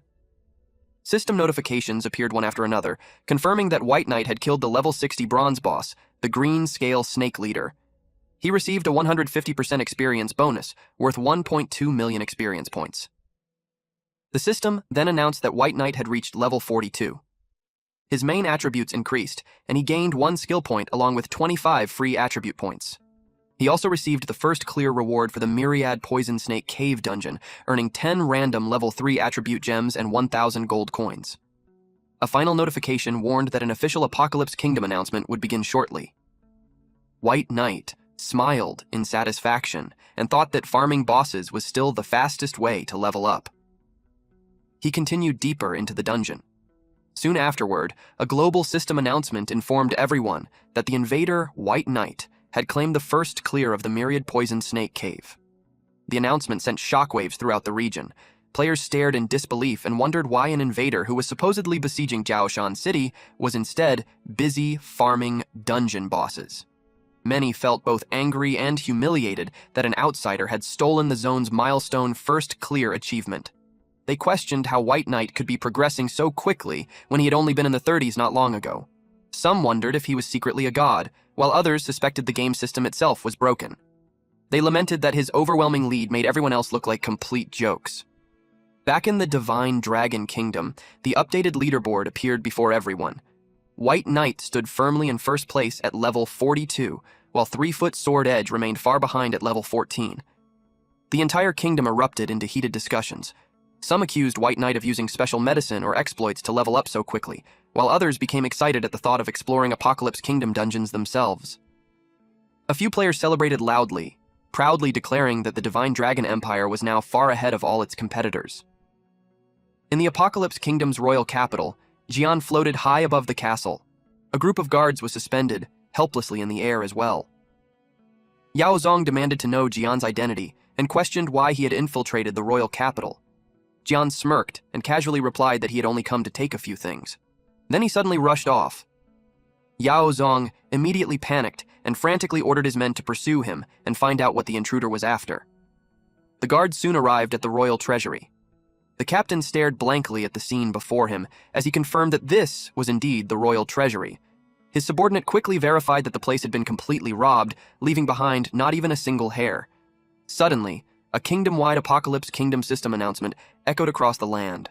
It warned that because a mysterious invader had successfully breached the royal capital treasury, all players within the kingdom would immediately lose 1 level. Furthermore, until the stolen treasury goods were recovered, all experience earned from hunting monsters would suffer a 50% penalty. The people panicked as despair spread throughout the kingdom. It felt as though the end had arrived. Meanwhile, Yao Zong furiously demanded to know who was responsible for this disaster. Meanwhile, White Knight walked through a dark cavern while a skeleton warrior carried a treasure chest behind him. He was pleased with the harvest he had obtained. Among the loot were even legendary scrolls and life soul stones. Satisfied with the gains, he decided it was time to head back. Suddenly, the Death Scripture detected clues related to a class equipment set. He wondered why it was suddenly reacting so abnormally. A bright light engulfed him, and a vision appeared within the pages of the book. He stared at the scene and wondered what it meant. Soon, he realized that the location shown in the vision belonged to the Holy Sanctuary Empire. He remembered that it stood on the same level as the Divine Dragon Hall. After the vision faded away, he acknowledged that the Holy Sanctuary Empire was an extremely dangerous place and not something to be provoked lightly. With that in mind, he decided to carefully plan his next steps and return first. White Knight stepped out of a portal and arrived in East Sea City. Wealthy World congratulated him on returning with a full harvest. She added that the entire Divine Dragon Empire now knew that he had wiped out the Heavenly Empress Palace. White Knight had not expected the news to spread so quickly. Wealthy World then mentioned that they could finally establish their Chamber of Commerce and asked him to choose a name. After thinking for a moment, White Knight decided to call it Myriad Worlds. Her group immediately approved of the choice.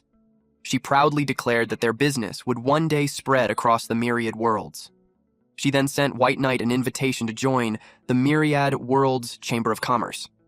The other members followed suit, and they unanimously made him their guildmaster. After that, White Knight told everyone that it was time to sweep the auction house clean. The group eagerly agreed. The Blue Star Zone wealth rankings were updated globally. White Knight ranked first with 36.5 million soul coins. Wealthy World ranked second with 1.921 million soul coins, while Hermes held third place with 2.1865 million gold coins. Further down the rankings, a player named So Poor I Only Have Money occupied the 46th position with 11,000 gold coins. At the same time, a server-wide announcement declared that the Myriad Worlds Chamber of Commerce was recruiting full-time lifestyle players. The chamber promised crafting materials, a monthly salary of 20 gold coins, and a 5% commission after signing a contract. The surrounding players were stunned by the generous offer. They expressed complete disbelief and eagerly asked whether such an incredible opportunity could actually be real. They could not believe that such a good opportunity still existed. As a result, countless players decided to apply. A massive crowd quickly gathered at the registration area. Wealthy World did her best to maintain order. White Knight believed that once they secured enough talented recruits, they could begin expanding into the auction houses of other cities. He confidently declared that within a month, the Myriad Worlds Chamber of Commerce would spread across the entire Divine Dragon Empire. Elsewhere inside a grand chamber, a man ordered his subordinate to gather information on White Knight. This man was Ghost Hand, a deadly assassin. He confidently declared that White Knight would eventually die by his hands. He possessed an SS rank exclusive talent called Divine Concealment. This powerful ability increased the duration of all his invisibility skills by 200%, while reducing their cooldowns by 80%. Furthermore, his invisibility could not be detected by any detection skill below SSS rank.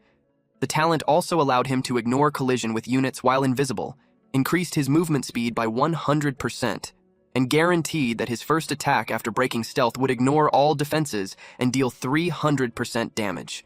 Meanwhile, inside the EC City Lord's Mansion, Situji asked White Knight whether he truly planned to travel to the Holy Sanctuary Empire. White Knight explained that there was something there that he wanted. Situji warned him that, unlike the Divine Dragon Empire, the Holy Sanctuary Empire was a much higher level existence. He asked whether White Knight could avoid going there. Situji explained that it was not impossible to go, but before doing so, he would need to participate in the Divine Dragon Academy's assessment and complete advanced studies there. White Knight immediately accepted and stated that he could begin the assessment right away. Situji raised his staff and decided to lend him a helping hand. As a glowing portal materialized before them, Situji told him to pass the assessment first.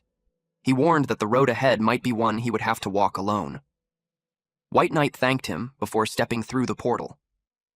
Situji watched him leave and sighed at the vigor and fearlessness of youth. A system prompt announced that White Knight had entered the consonant's wilderness. Looking across the vast plains filled with giant beasts, he remarked that the scenery was actually quite nice. Suddenly, a massive beast spotted him and charged straight toward him. White Knight was surprised that it attacked without warning. The skeleton warrior dealt with it. White Knight quickly realized that it had only been an ordinary monster. Moments later, the ground began to heat up and flames erupted beneath his feet. A giant flaming beast emerged from the inferno. The system identified it as the Flame Lion Emperor, a level 110 dark gold grade boss with 52,800 out of 52,800 health points.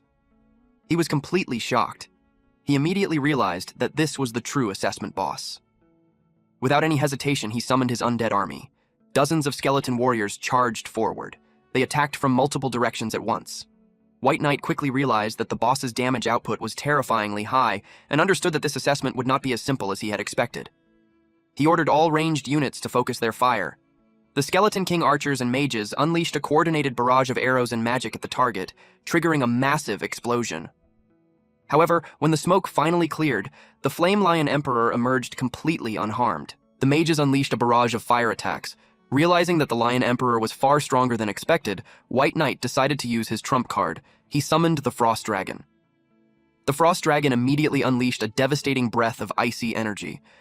The attack froze the beast solid and dealt minus 5,354 damage. White Knight muttered that he had expected something far more impressive from the creature. Suddenly, the ice shattered. The Flame Lion Emperor entered a berserk state. He ordered the Skeleton King to charge. Answering its master's command, the Skeleton King rushed forward. The Lion Emperor roared and unleashed a massive sphere of flaming energy.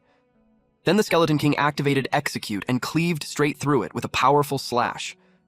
White Knight noted the monster's short temper and decided to add even more fuel to the fire. He ordered his ranged units to focus their attacks once again. The relentless barrage of explosions overwhelmed the beast as its health steadily dropped. Eventually, the giant beast was blasted backward and collapsed to the ground. White Knight immediately looked toward the large pile of loot it had dropped. The system notified Mubai that he had received the Goddess of Luck's blessing. As a reward, he obtained 30 epic-grade crystals of fury, 26,400 gold coins, and 112 basic life soul stones. Suddenly, someone remarked that passing the assessment in such a short time meant the profession he had awakened must be a hidden one. He introduced himself as the receptionist in charge of new students. The receptionist opened a massive golden portal and congratulated White Knight for passing the Divine Dragon Academy assessment as its 1,709th student. He then asked him to follow him to the academy. White Knight found it amusing that he had passed so easily. At the same time, he was looking forward to seeing just how impressive the Divine Dragon Academy really was. Upon arriving, White Knight stared at the towering structures of the Divine Dragon Academy in amazement. The receptionist guided him through the enrollment process. Then a stout young man approached him and asked whether he was also a new student and what profession he had awakened. White Knight noticed that the young man possessed a hidden profession as well. He immediately realized that nobody who could enter the Divine Dragon Academy was ordinary. He introduced himself as a necromancer. The student status panel identified him as Madblood Chenchin, a level 49 blood sacrifice priest. Madblood Chenchin looked surprised and asked whether necromancer was a hidden profession. White Knight denied that it was a hidden profession. Madblood Chenchin remarked that he must have worked incredibly hard to reach the Divine Dragon Academy with nothing more than a normal profession.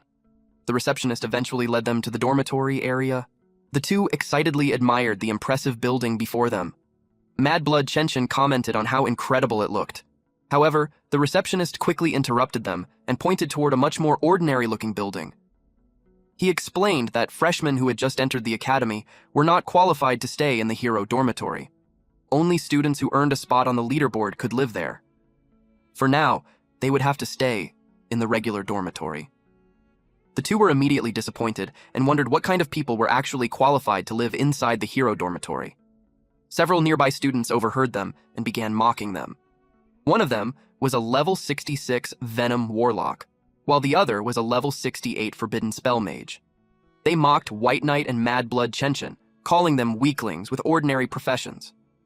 Madblood Chenchin immediately lost his temper and shouted back at them.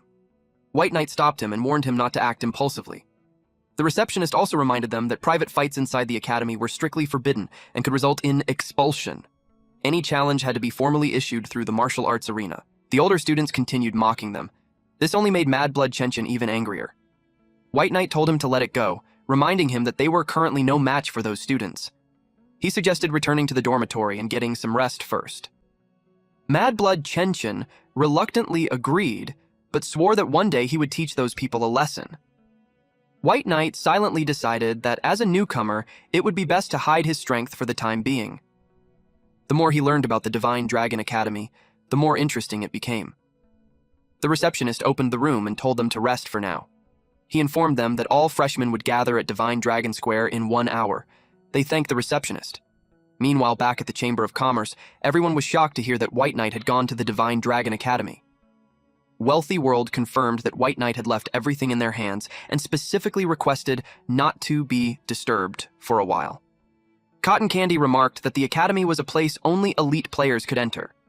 Maple Leaf admitted that he was jealous because hidden professions were supposedly required just to qualify. Wealthy World told everyone to stop envying others and focus on leveling up instead, while she took care of the Chamber of Commerce. A massive crowd gathered at Divine Dragon Square as students discussed rumors about the Academy Dean. Standing among the crowd, Madblood Chenchin asked White Knight whether he knew anything about the Dean. White Knight replied that he did not, but pointed out that he was looking at him right now. At that moment, an elderly man dressed in a formal white uniform and blue coat stepped forward. He introduced himself as the Dean of the Divine Dragon Academy and formally welcomed everyone on behalf of the institution.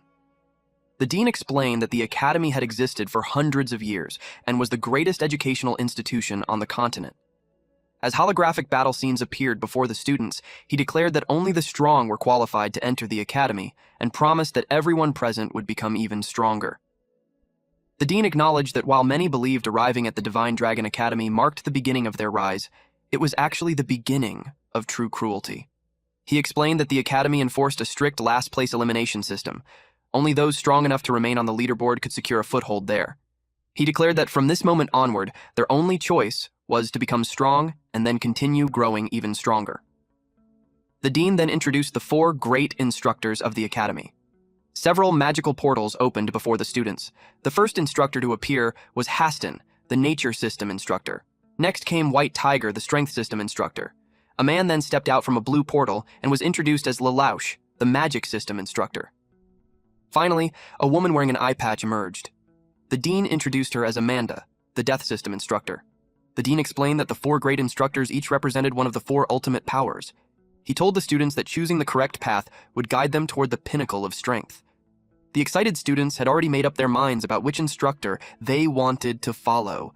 Madblood Chenchin turned to White Knight with a worried expression and told him that he was doomed. White Knight asked what was wrong. He explained that he had heard Amanda had a special fetish and enjoyed whipping people. White Knight smirked and joked that he might actually enjoy that. Amanda declared that choosing the death system meant embracing darkness itself. She then ordered the students to enter the portal. She suddenly stopped. White Knight. Confused, he asked what was wrong. She noted that he carried a different kind of death aura and demanded to know what awakened profession talent he possessed. He claimed that he was nothing more than an ordinary necromancer. Amanda accepted the explanation. However, she still found it highly suspicious that an ordinary necromancer could possess such a powerful death aura.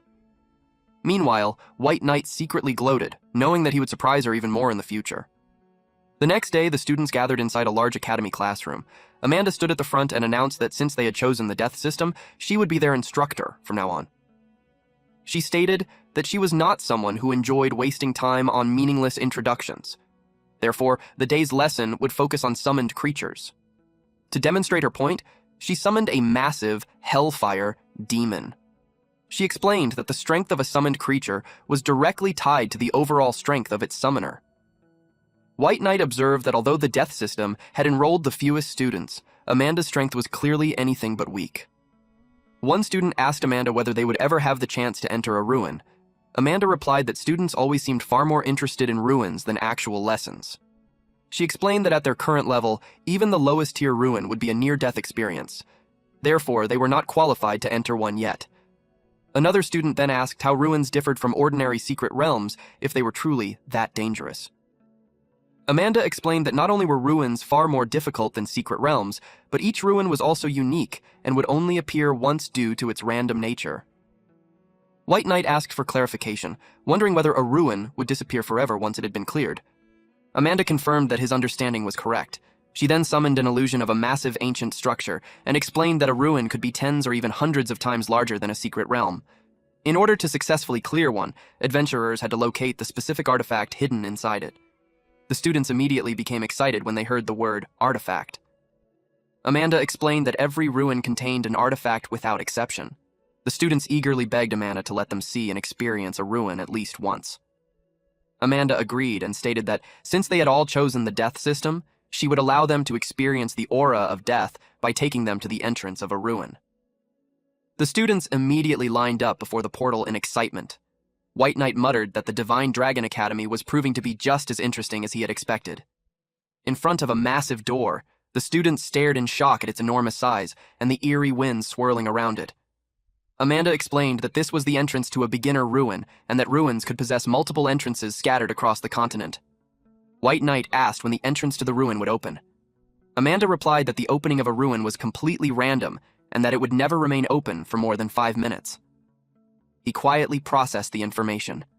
Suddenly, the ground began shaking violently.